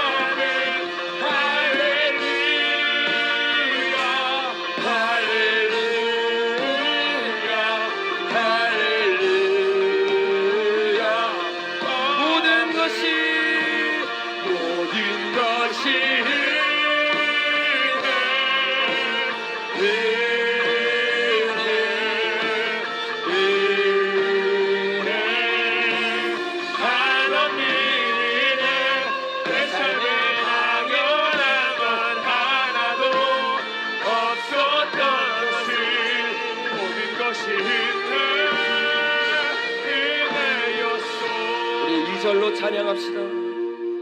내가 이 땅에 태어나 사는 것, 어린아이 시절과 지금까지 숨을 쉬며 살며 꿈을 꾸는 삶, 당연한 것 아니라 은혜였어. 내가 하나님의 자녀로 살며 오늘 찬양하고 예배하는 삶, 복음을 전할 수 있는 축복이 당연한 것 아니라 은혜였어.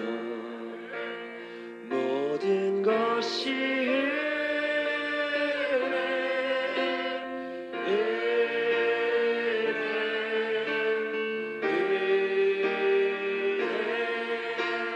하나님의 은혜, 내 삶에 당연한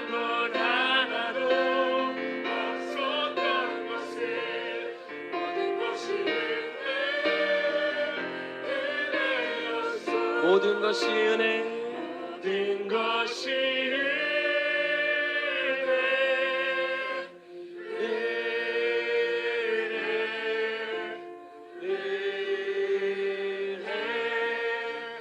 한없는 은혜 내 삶에 당연한 것 하나도 없었던 것을 모든 것이 은혜였소. 내가 이 땅에 태어나 사는 것 어린아이 시절과 지금까지 숨을 쉬며 살며 꿈을 꾸는 삶 당연한 것 아니라 은혜였소. 내가 하나님의 자녀로 살며 오늘 찬양하고 예배하는 삶 복음을 전할 수 있는 축복이 당연한 것 아니라 은혜였소. 모든 것이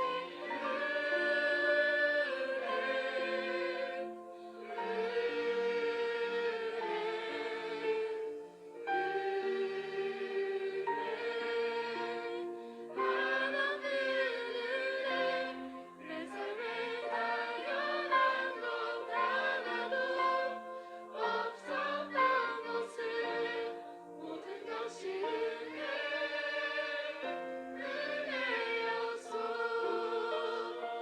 모든 것이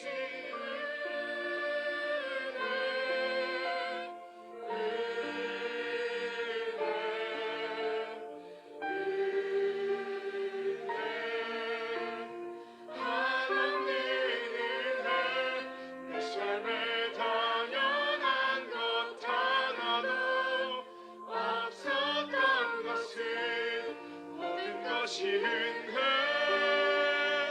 은혜였소. 아멘.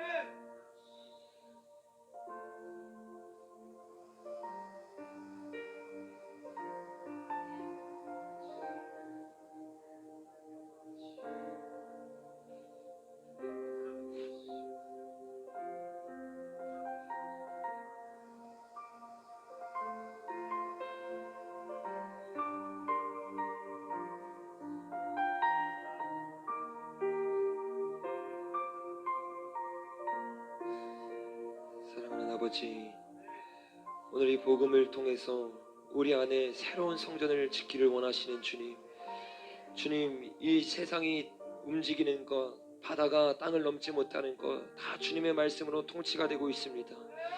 우리가 이런 은혜를 받았는데도 주님, 유일하게 주님의 말씀에 순종하지 않는 것이 바로 이 사람입니다.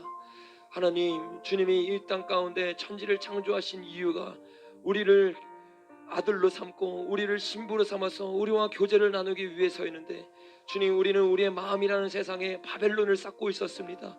주님이 주셨던 은혜를 다 놓치고 내가 원하는 대로 살아가고 있었습니다. 하나님, 이 2022년 유한을 통해서 우리에게 선포되는 이 복음이 주님, 우리 안에 무너져야 될 것들이 보이게 하여 주시고 우리 안에 깨어져야 되는 바벨론 성읍들이 무너지게 하여 주시옵소서. 하나님이 세상을 이처럼 사랑하사 독생자를 주신 것을 깨닫고 주님이 복음 앞에 엎드려지게 하여 주시옵소서. 주님, 너무나 감사한 것은 이 복음을 받아들이고 내가 회개하고 내가 돌이켜야 된다고 생각했는데, 주님, 예수님이 창조주 예수님이셨습니다. 이 만물보다 심히 부패한 우리의 마음을 새롭게 하실 수 있는 분이 바로 예수님이셨습니다. 하나님이 창조주 하나님을 붙잡게 하여 주시옵소서. 우리 안에 이 영적인 성전의 개혁이 일어나게 하여 주시옵소서. 바리새인의 신앙이 아닌 2022년 정말 주님을 위해 나아가는 자들 되게 하여 주시옵소서. 주님, 보아도 보지 못하는 자가 아니라 예수님을 볼 수 있는 자 되게 하여 주시옵소서. 예수님을 먹고 마시는 자 되게 하여 주시옵소서. 누구든지 목마르거든 내게 와서 마시라고 하신 예수님, 우리가 보아도 보지 못하는 것이 아니라 예수님께 달려나가기를 원합니다. 주님, 2022년에 우리의 마음을 새롭게 창조하셔서 주님, 우리가 주님의 오실 길을 예비하는 세례 요한 같은 자들, 주님의 장례를 준비했던 마리아와 같은 영성을 소유하게 하여 주시옵소서. 주님, 2022년 좌절로 시작하는 것이 아닌 새하늘과 새 땅을 새로 창조하시고 우리 마음 가운데 장막을 지으시고 새로 덧입게 하실 그 놀라운 주님의 복음을 받아들이게 하시니 감사합니다. 주님, 말씀이 이미 선포되었습니다. 주님이 말씀이 우리에게 계시적으로 깨달아지게 하시고 우리의 마음을 움직이게 하시고 무엇을 위해 기도해야 되는지 무엇을 위해 부르짖어야 되는지 깨달을 수 있는 은혜를 허락하여 주시옵소서.